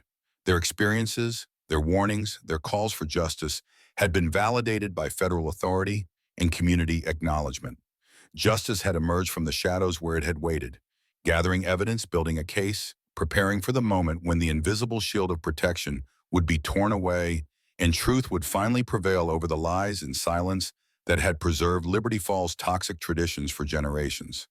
Elizabeth Moore would go on to other investigations, other communities where civil rights violations had been normalized and protected by local power structures. But she would always remember Liberty Falls as the place where justice had required not just the punishment of wrongdoers, but the transformation of an entire community, a painful but necessary process that had allowed truth to overcome decades of enforced silence and complicity. And in that transformation lay the true meaning of justice. Not merely the application of law, but the creation of a world where no one's dignity and safety could be sacrificed to preserve the power and privilege of the few. A world where invisible shields of protection could no longer conceal the truth, where shadows could no longer hide injustice, where the voices of the vulnerable would be heard and honored rather than silenced and dismissed. A world worth fighting for one community at a time.